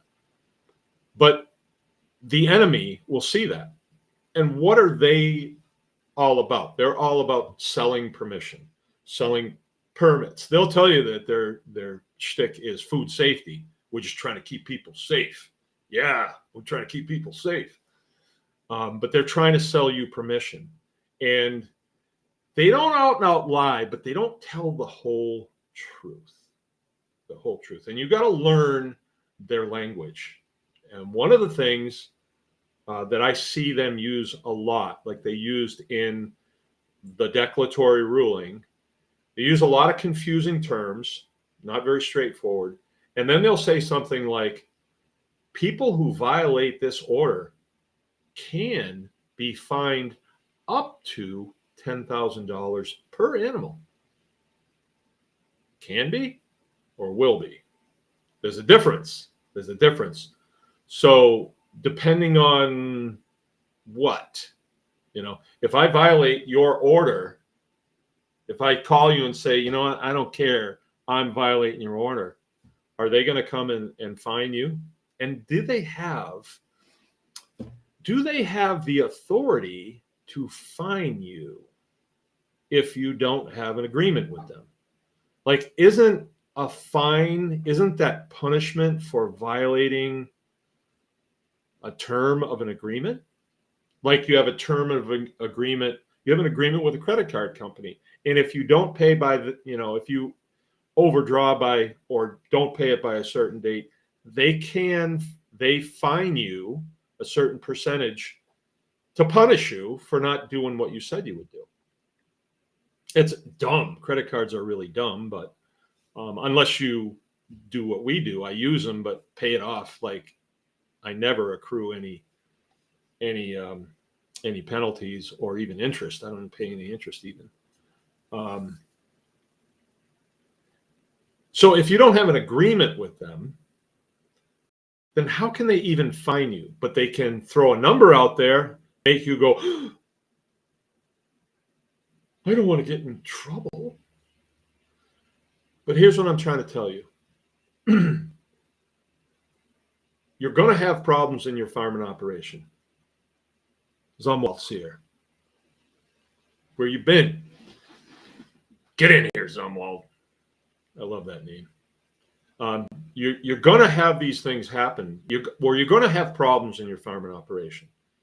Not necessarily. I don't want you to be afraid of a phone call coming to you from somebody from the health department or somebody from the Department of Ag or a township supervisor or some weenie, making a phone call. I don't want you to be afraid of that. I just want you to, when that phone call comes, it's like, okay. Don't open your mouth. The best thing that you could say is, I'm not going to take a verbal on this. My email address is da-da-da-da-da. You can send me your questions via email. And what does that force them to do? And then you say, thank you very much. Have a good day. Boom. Hang it up. That forces them to put their words in writing. And you get to look at it. And when they call you, I hate to say this, but it's like a traffic stop. When you get a traffic stop for a light out, what do they really want? To make sure you get that light fixed? Because we don't want nobody to get hurt. No, they want to escalate it to maybe a DUI because that's where the money is. Or better yet, can we search your car? Oh, wow, a narcotics bust. Or look at this, 10 pounds of C4 explosive. I'm a hero, right? And that goes in their little report on, officer friendly wow, this day he did a big narcotics bust, and this day he got a DUI, and this day he prevented this and this and this and all. He's a hero, right? A taillight out doesn't go in their performance report, but it's a reason why they can pull you over. That's a legal stop. But what they really want is to figure out if you're drinking and driving, or you're using narcotics, or you're, got a dead body in the trunk. That's what they really want. Don't do it. Keep your mouth shut. Keep your mouth shut. Never. And I'm the worst one to say this because I brought a Department of Agriculture person on my farm one time. She called me on the phone. I'll tell you the story. This is a mistake that I made, and I don't want you to do this. We were milking goats, when we first started. And Jill was making cheese out of goats, out of goat milk. And we were going to a farmer's market. And we had, our butcher shop was a food preparation facility, is what the license said. A food processing facility and a warehousing facility. So we were paying a lot of money. And so she's making cheese. And we figured making cheese, that's like cooking, right? So we're taking this cheese to farmer's market, and she's killing it with this cheese. People love it. It's really good. But we didn't have enough milk. So we heard that there was an Amish guy that's milking goats. So we went over there and said, can we buy milk from you? We just want to make cheese out of it. And that little twerp went running right to the milk inspector and said, this guy asked if he could buy milk from me. I don't know what he's doing, but never do that. And then, so she called me on the phone. This is so-and-so from the Department of Agriculture milk inspection. I understand you're doing this. I could have said, no, thank you, and hung the phone up, and that would have been the end of it. But I said, well, yeah, because I thought it was covered under the license. And she said, I'm going to need to come out and talk with you. Okay. So now she's got a foothold. I've said, okay, I've invited her out. So she brings her little minion with her. They always come in pairs of two. And I start showing her around and telling her what we're doing, figuring that I'll show them that we're on the up and up and that we're good people and all this. No. Because what they're doing is they're gathering information as they walk around. And then when they go to their office, they can say, hey, Tony, he's butchering chickens out there too. You might want to look into this or whatever. I mean, that never happened. But what she really wanted to do was to get me to build a separate facility for processing milk under their rules. And then she would license it. And it's a great idea. What you're doing is a good thing, but you have to have a license from us. Well, I don't have a license. And then fast forward the tape, 19 years, I'm milking 5 cows. I'm selling raw milk and doing really well with it. I recommend everybody milk cows. It's a great, why would they regulate something that you can't make money at? They always want to, and that was the problem I had with this guy this morning that really hurt me. 75 years old, and his thing was he's throwing his hands up saying, there ain't no money in farming. And I wanted to say, well, there ain't no money in selling hay, but when you feed it to a cow and then you milk the milk out, there's a lot of money in milk. And he said, well, we milk cows for years. There ain't no money in milk. No, there isn't if you sell it for 44 cents a gallon. There isn't. There's no money in that. Yeah. Because you chose to sell it to a co-op. Well, what do you want me to do, Mark? You want me to sell it to people in town? Ching. Yeah, I do. That's what I do. And my business went from 1 cow to 2. And now we got 5. And I've got a brand new baby calf, and she's going to be ready. I have 2 calves. One of them is Belle, that was born a year ago, and she's going to be coming on and getting inseminated pretty quick here. In about 3 months, we're going to inseminate her. And so then we'll have 6. And then when May comes on a year from now, we'll have 7. And as that's happening, all these wonderful 30-year-old moms are wanting their children's eyes to sparkle like my children's do. And so what do? They drink milk. We love milk. I mean, I thought milk was dangerous. Yeah, trust the science. Trust the science, right? No, it isn't. Like anything that they say you shouldn't do, maybe you want to look at it again. And if they say don't, if they say do this, eat lots of grain. Eat lots of grain. Stay away from that meat, that red meat and fat. No, stay away from that. They got it reversed. They're lying to you. Why? Why would they want us to be sick? Because their buddies in Big Pharma want to sell you the medications. Oh, come on. That's conspiracy. Why would they want the ground out in my pasture to be infertile? Why would they want that?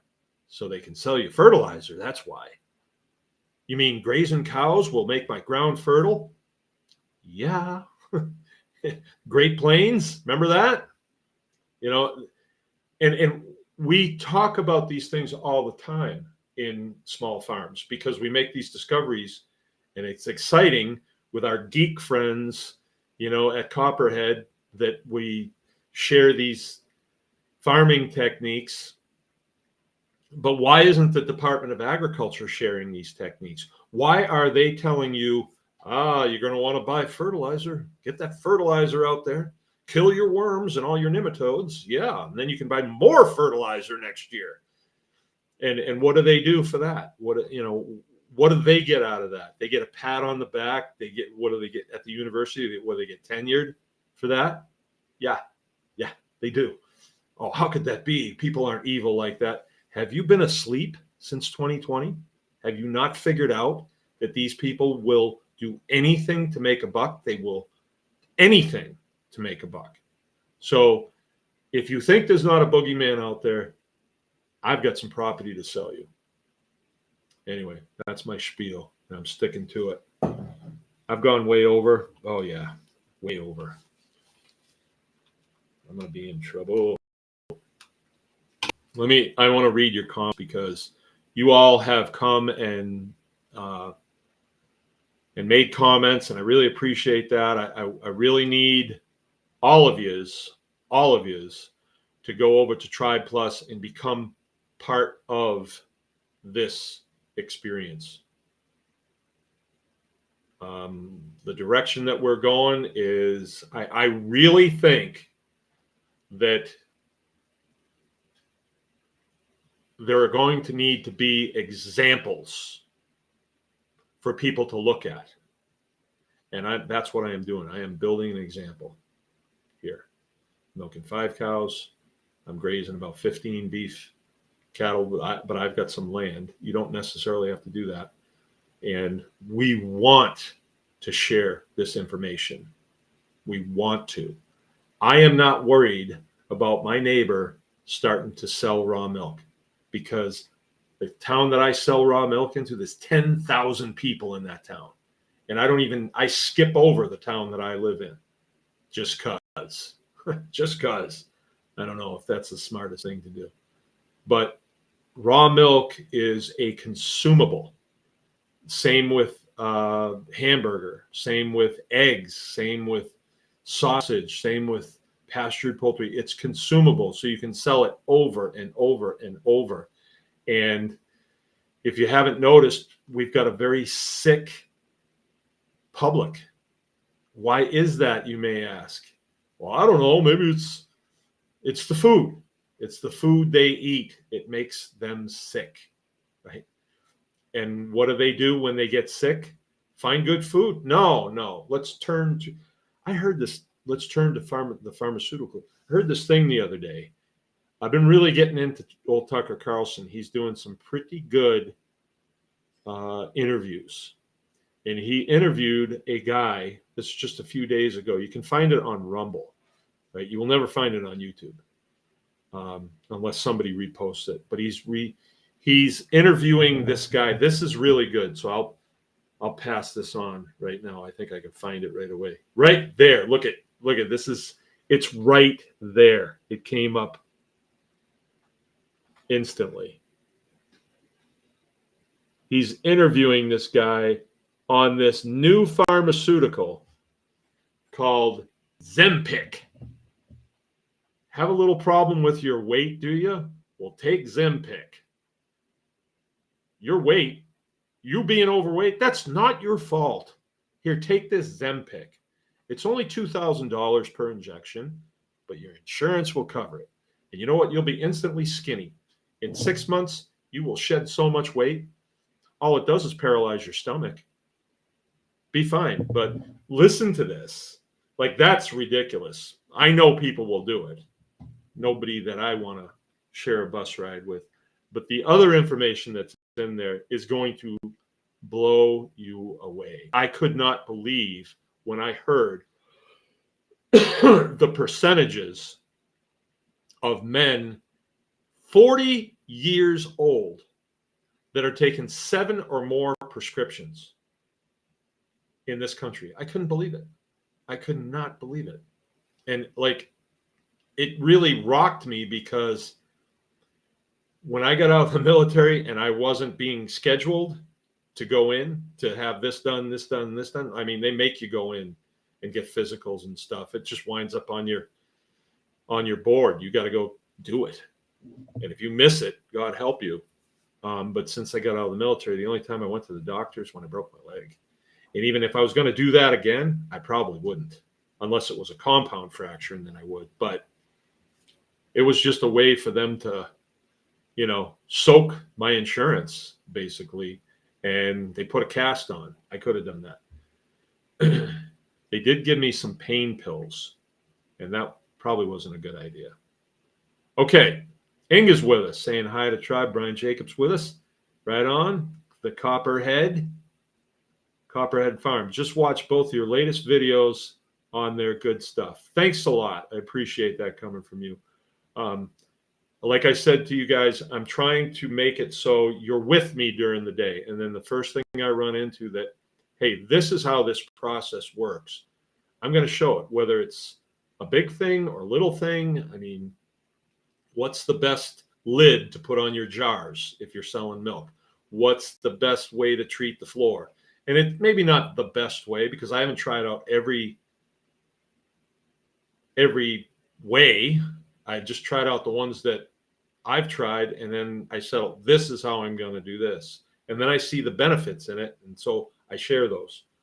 So if I was going to instruct somebody on how to climb a mountain, and I was going to be on the end of their rope, I would want to tell them the best way to do it.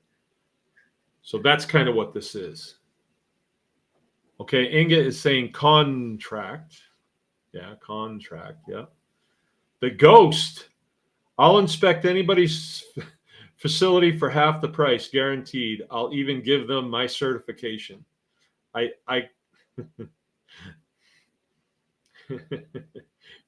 kind of goof on that, because like people that get in this business, and then they jump on the bandwagon with Department of Agriculture, and they have this certification and this certification, and then they advertise that as like, yes, Department of Agriculture certified, as if the Department of Agriculture gives them a comprehensive battery of tests that they must comply with, and they must score at least in the 90 percentile, and then you're certified. No, they say you pay the money, and then and then your customers are going to say, oh, well, they're certified by the MDA. Lots of professionals over there. All right. Draw up a certificate with a crayon on the wall, and I'll certify myself. I don't have any certificates. We kid around when we do our hog harvest classes, where we teach people how to process hogs, which is a very good class. And every fall, very good class, very successful. If you can butcher a pig, you can butcher a cow, you can butcher a goat, you can butcher a dachshund if you had to, but it's a very good class. And at the end of it, we give out a certificate. And we say you're Baker's Green Acres certified. And it's like, I could just see Department of Ag people, because they watch what I do, because I poke fun at them all the time, saying, how dare he certifies? How dare he do that? Well, I would ask the same question. How dare you do that? Like, where do you get off certifying people? Why? Because most of the weenies that work for you come out of the university and can't get a friggin' job because they're scumbags and they go to work for the department. So how dare you certify people? Most of these weenies that I've had contact with, they're not in agriculture, but yet they want to inspect our processes. Crazy. The ghost. Keith Sutton's with us. Late, but I'm here. How you doing, Keith? Been too long. The whole week. Authoritative manipulation. Yeah, if you let them. You'd love the old George Gordon stuff on law. He went through a lot of the same situation. The radio archive is still online. I'm going to check that out. George Gordon. Annie Putnam. We are the government. We are supposed to be. No, don't you take that supposed to be out there. I am self-governing. I am self-governing. Like when they want to butt their nose in, I ignore them. I don't let them govern me. I'll tell you something. My township supervisor stopped in here about 3 weeks ago. I told you about this. And he says, well, I see you got a new building over there. Like I had to rebuild my hay shed. It blew away and put up a new one thanks to Keith. Keith helped me out with that. And he saw it from the road. He says, oh, I need to take a look at that. So because I improve my property, I'm going to have to pay more in taxes. So I make an improvement and they want to take more from me. And I pause for a little bit, and he knows me, and he knows that I could make a big deal out of that if I wanted to. I could go to one of their meetings and say, explain this. I made an improvement on my property because I work hard. And you're going to take more money from me because of that. Do you think that more money dropped down out of the sky?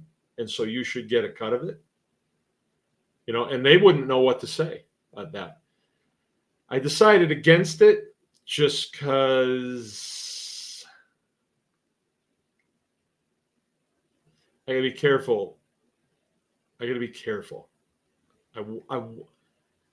don't have to be careful. I'm choosing to be careful. I'm choosing to pick my battles. And I just said, you know what? He knows that I could make a big deal out of this. But he came up here anyway. I'm just going to see where this goes. So we got our taxes. Yep, they increased by $300 a year. Now, was it because of that or not? But I could have stormed into that township meeting and say, I want documentation on this. What's the formula you use for this? And I want to make sure that you're using the same formula for me as you do for everybody else in this county or this township.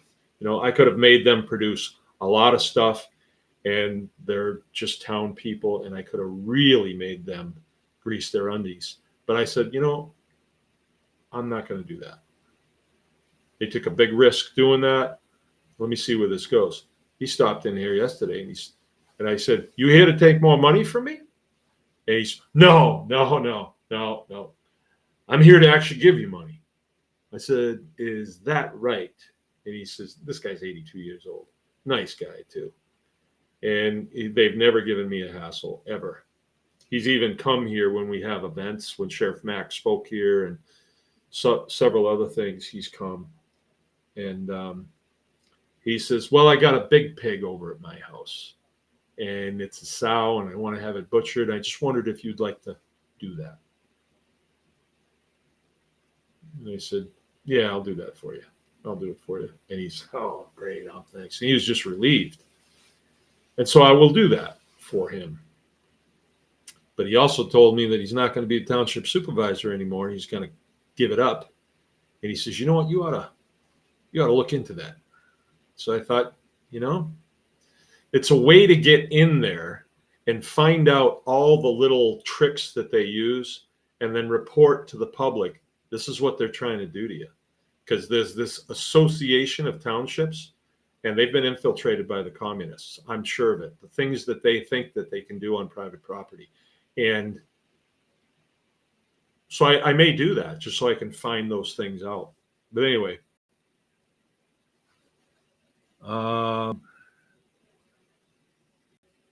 we're supposed to be self-governing, but we have given that right away to the government, and we no longer do our part. Well, that's what this conversation is about, Ann. And it takes conversations like this and the conversation we had the other night to bring people up to speed so that they'll push back a little bit and demand explanation on some of these things. Imagine all the just doing my job uneducated people entered your property. Imagine all the just doing my job uneducated people entered your property. Yeah, that whole thing, just doing my job, it didn't hold up at the Nuremberg trials. That's all I got to say. And because somebody has asked you to do it, like, it's just my job. Let's say that your supervisor, you work for the Department of Ag, and they say, go in there and see if you can start a fist fight with a guy, which I had one of them do that. One lesbian tried to start an altercation with me. I'm sure she did it of her own volition, or maybe she was told that, if you can get this guy to take a poke at you, we got him. But I didn't take the bait. Thumbs up and leave comment. Yes. For the algos. Yeah, algos. Inga says, that's like all the chicken farmers killing their chickens during the COVID because one chicken tested positive. But what exactly did they test positive for? Well, there's a lot to know about that. If you allow them to come in and test your chickens and they come up with a positive, do you believe them? Do you really believe them? Right? And so I would say, if they come and say, well, we'd like to test your animals, I would say, well, I'd like to see the stripe on your underwear. I'd like to see what color the stripe on your underwear is. The stripe around it. I'm just saying. I really wouldn't, but you might like to come and do that. But the answer is no, because I don't trust you people. And you say you're doing it for public health. My chickens look healthy to me, and they're mine. So run along. If they had the authority to do it without you saying so, they would just walk in and do it. And if you stopped them, you would, you'd wind up that they would have to be covered by law. They'd have to be covered by law. Department of Agriculture, well, we're going to test so many flocks. So they hit one of these big houses and they say, can we test yours? And the corporation says, yeah, go ahead. Because those birds are insured anyway. And if they come in and they say, yeah, one of these tested, 2 pink stripes here, so you got bird flu going here, and they destroy all those chickens, they claim it on insurance, but who benefits? They do. They do, because then they can say, we had to destroy 1 million chickens. That's proof that the bird flu exists. So all those backyard flocks, they got to go. They got to go because it's their fault. Does that sound familiar? You all got to take the shot. You all got to take the shot. And you guys that didn't take the shot, you're responsible for Grammy dying. Sound familiar? They play the same thing all the time. If they had the authority to do it, they would do it. But if they have to ask you permission to do it, tell them no. No. No, no, no, no, no, no. Never, ever allow them on your property. Ever. Ghost, haha. Pawpaw Fruit was testing positive for COVID too. Yeah, I remember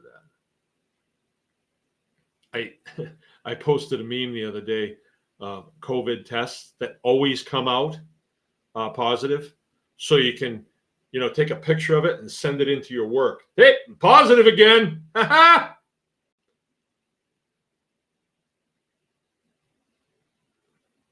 Inga says, "Yup. What exact markers correlate only to COVID? No one knows. Curly tail, straight tail COVID test. Yeah, exactly. Exactly. They leave it just nebulous enough so they can pull it off. And another thing they do is, you need to know this. It's called the Hegelian dialectic. And I don't really understand exactly what that verb dialectic. I think I don't know, but it goes like this. We have a problem. We have a problem. Look at all these Chinese people hitting the deck. We have a problem. Everybody gets scared. Oh, we've got a problem. But then shortly after that, we got the solution right here. So get in line and roll up your sleeves. Here's the solution right here. Well, what if people don't take it? Then we'll blame them for grandma dying. And they did. They did. We knew it was coming, didn't we?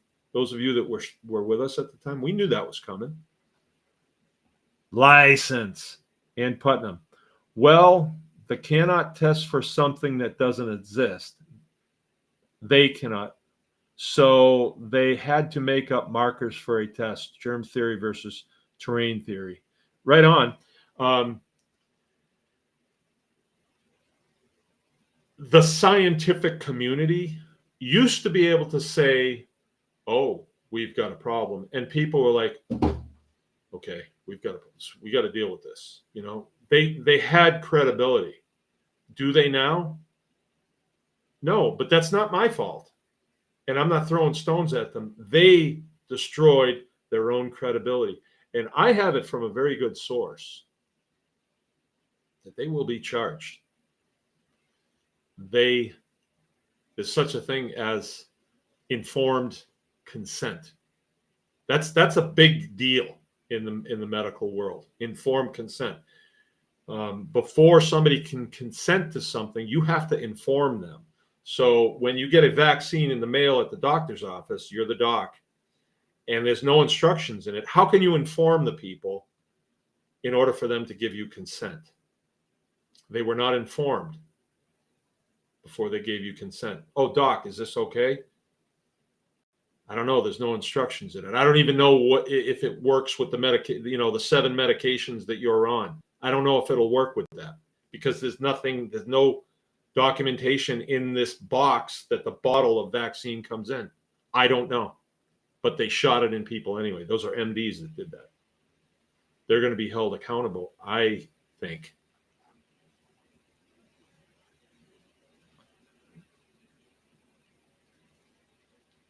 Ben Timber Falling. I love hearing about all of your experience. Thank you. All right, cool.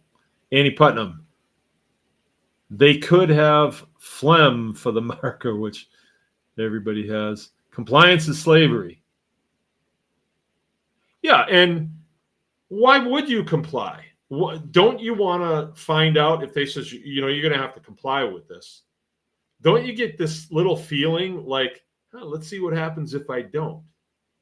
Let's see what happens. Like even in grade school, you get up and walk out of the class, go to the bathroom, then you come back in, go to the principal's office. This should be interesting. What, they send me home? Okay. I'll go home. You got a PM tonight. You got a detention. No, I got a job. I'm not coming. Let's see what happens. Like, you call my parents. If you think, I remember very well, this was what an experience this was. When I was in high school, there was these 2 guys, and they got into a throwing fight, food fight, in the parking lot. And they were throwing, remember Good and Fruities? They were chucking Good and Fruities at each other. And this guy is my homeroom teacher, Mr. Foley, went out there and he said, "You pick that up. Pick it up with your mouth," he said.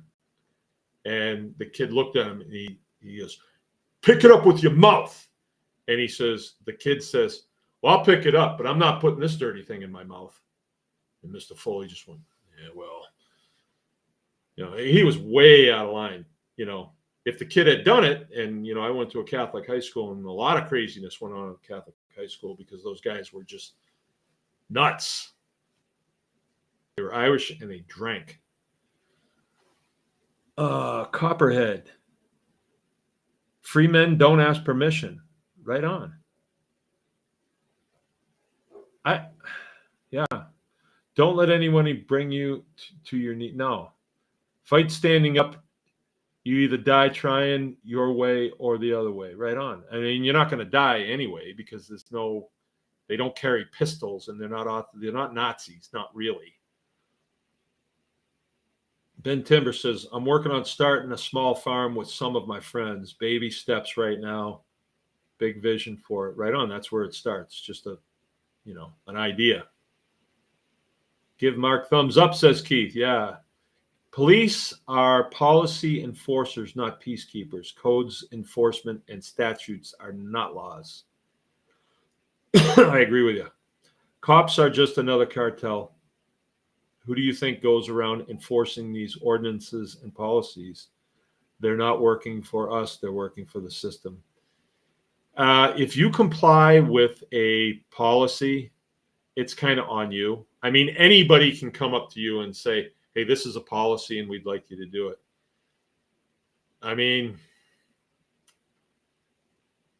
I don't like to put all cops in a box either, because I was a child standing on a dock when a policeman pulled his gun belt off, handed it to one of the other boys standing there, and then dove in and saved the kid's life.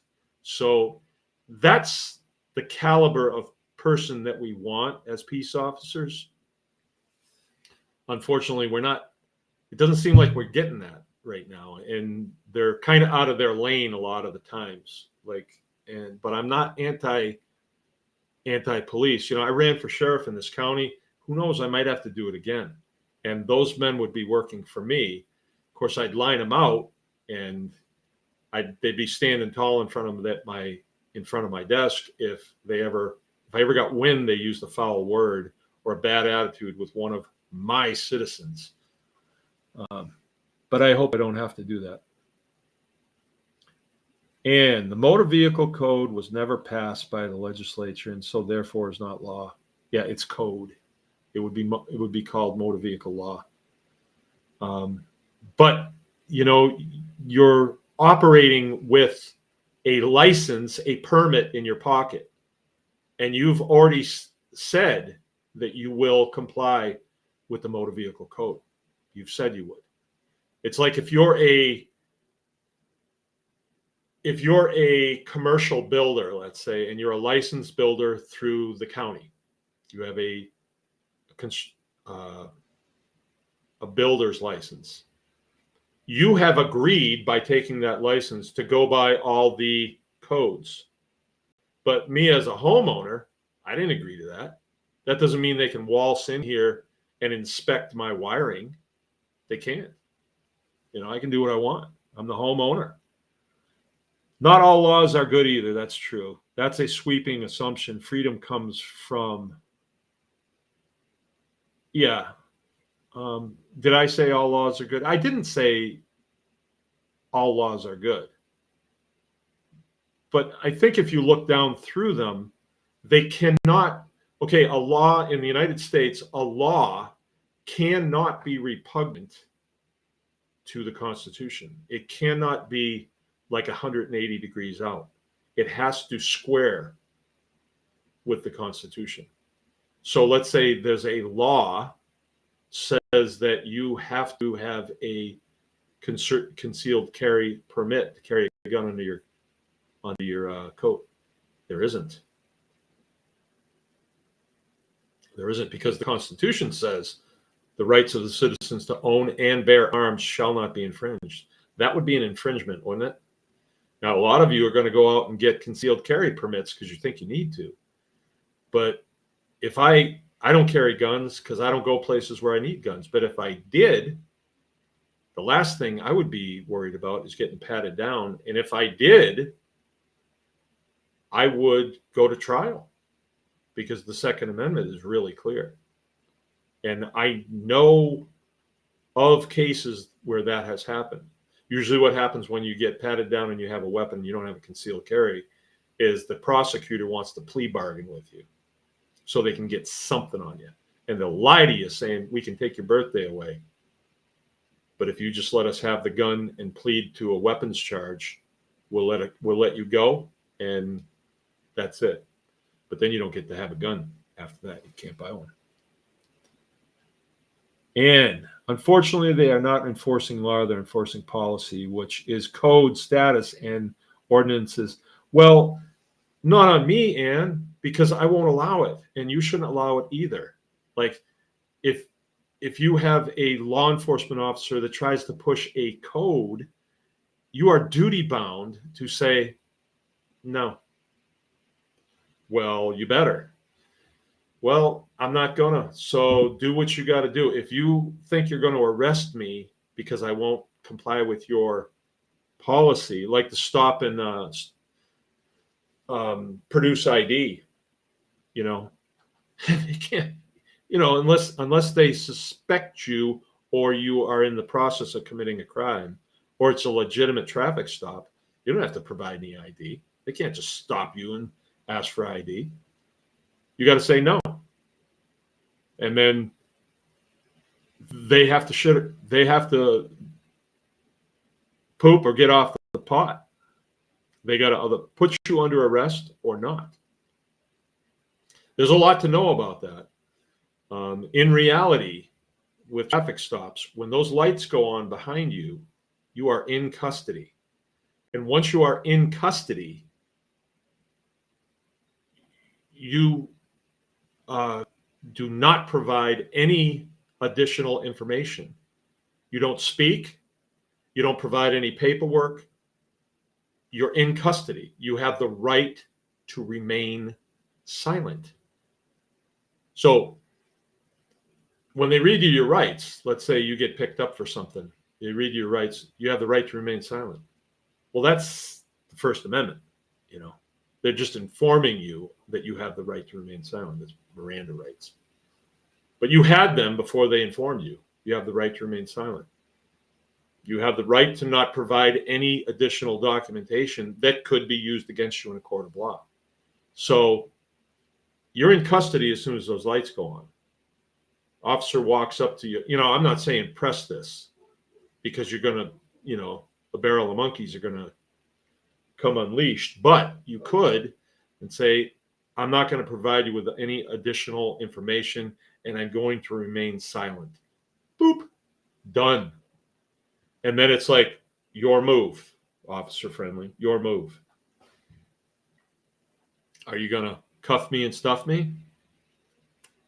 All right. For what? It's gonna work out. And we like to try and make these things happen at the lowest level, but some of us don't. Some of us like to press the issue.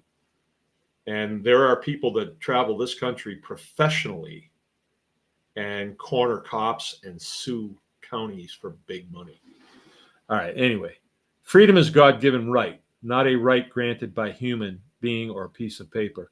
No, it's enumerated in our Bill of Rights. It's enumerated. It is a God-given right, but it's enumerated there, right? It's a placard for all to see. This is a free man. But, and I hate to say but this is the reality. If you don't pull that sword and swing it, then shut your damn mouth. If you have the right to free speech, you have the right to own and bear, you have the right to be free from unlawful searches and seizures. You have the right to your process, your life, your liberty, and your property protected. But if you don't pull that sword, and say, no, your move. If you don't do that, if you try to negotiate, then you're negotiating away your property or your rights. You just say no. Hey, where are you going? None of your business. You have the right to. I mean, you have the right to ask me, but I don't tell you shit, and I'm not going to either. It's just on principle. I'm not going to tell you anything. You don't need to know where I'm going. Where are you going? You know.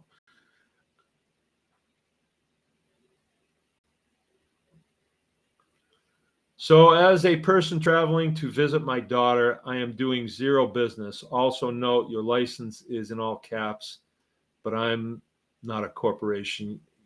You know, you can press that if you want. And I don't think it would be, maybe when I retire from farming, I'll be like, I think I'm going to do that. I'll yank that plate off of my car and I'll ditch this license. I'll really not apply for it. And then I'll just drive and let some county cop pull me over. I see you don't have a plate. Yeah, I'm not registered. Well, can I see your license? Don't have one. Now what are you going to do? I've agreed to nothing. This road belongs to me. You can't keep me from traveling. I'm not doing commercial business. Let's see what happens here.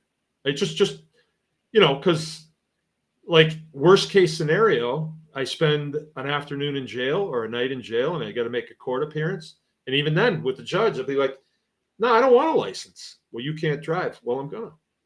Well, if you do, you're gonna spend. Okay, let's see. This is gonna get interesting because I don't think you can make me. I don't see where there's a law saying I have to get permission from you to use this road that I pay for. It's not your road. It would get interesting. I don't know everything there is to know about it, but my CDL. So if I want to keep driving the big trucks, I have to keep license going since I'm using it for work. I believe you do. I believe you do.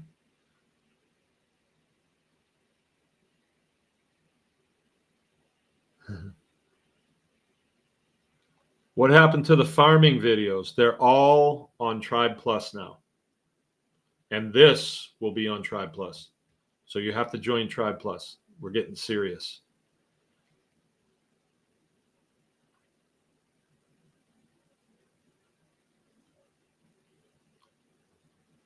Michelle Obama, Big Mike. Sure does look like a dude. I've always thought there was always something wrong there. It just didn't look right.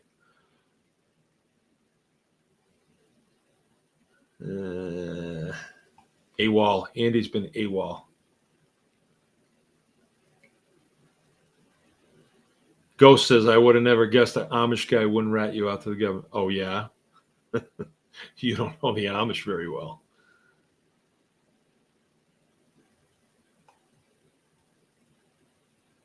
Sarah, Hold the Line Homestead. That's something different. I haven't seen that. It says 5 CAD.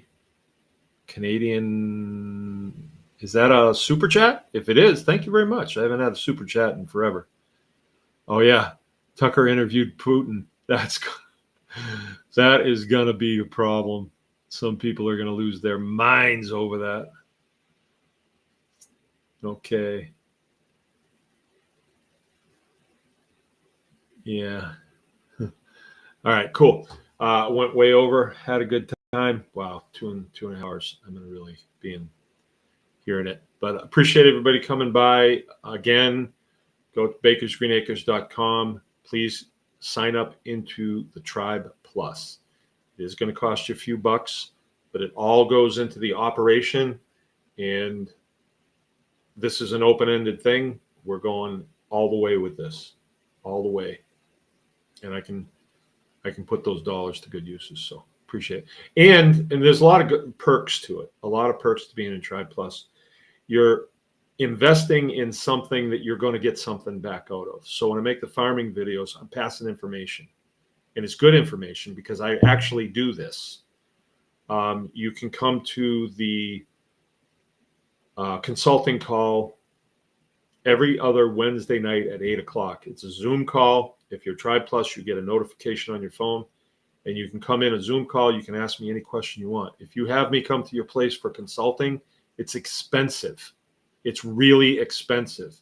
And here for $14.99 a month, you get 2 consulting calls. That's expensive. You get all the manufacturers' discounts that we have.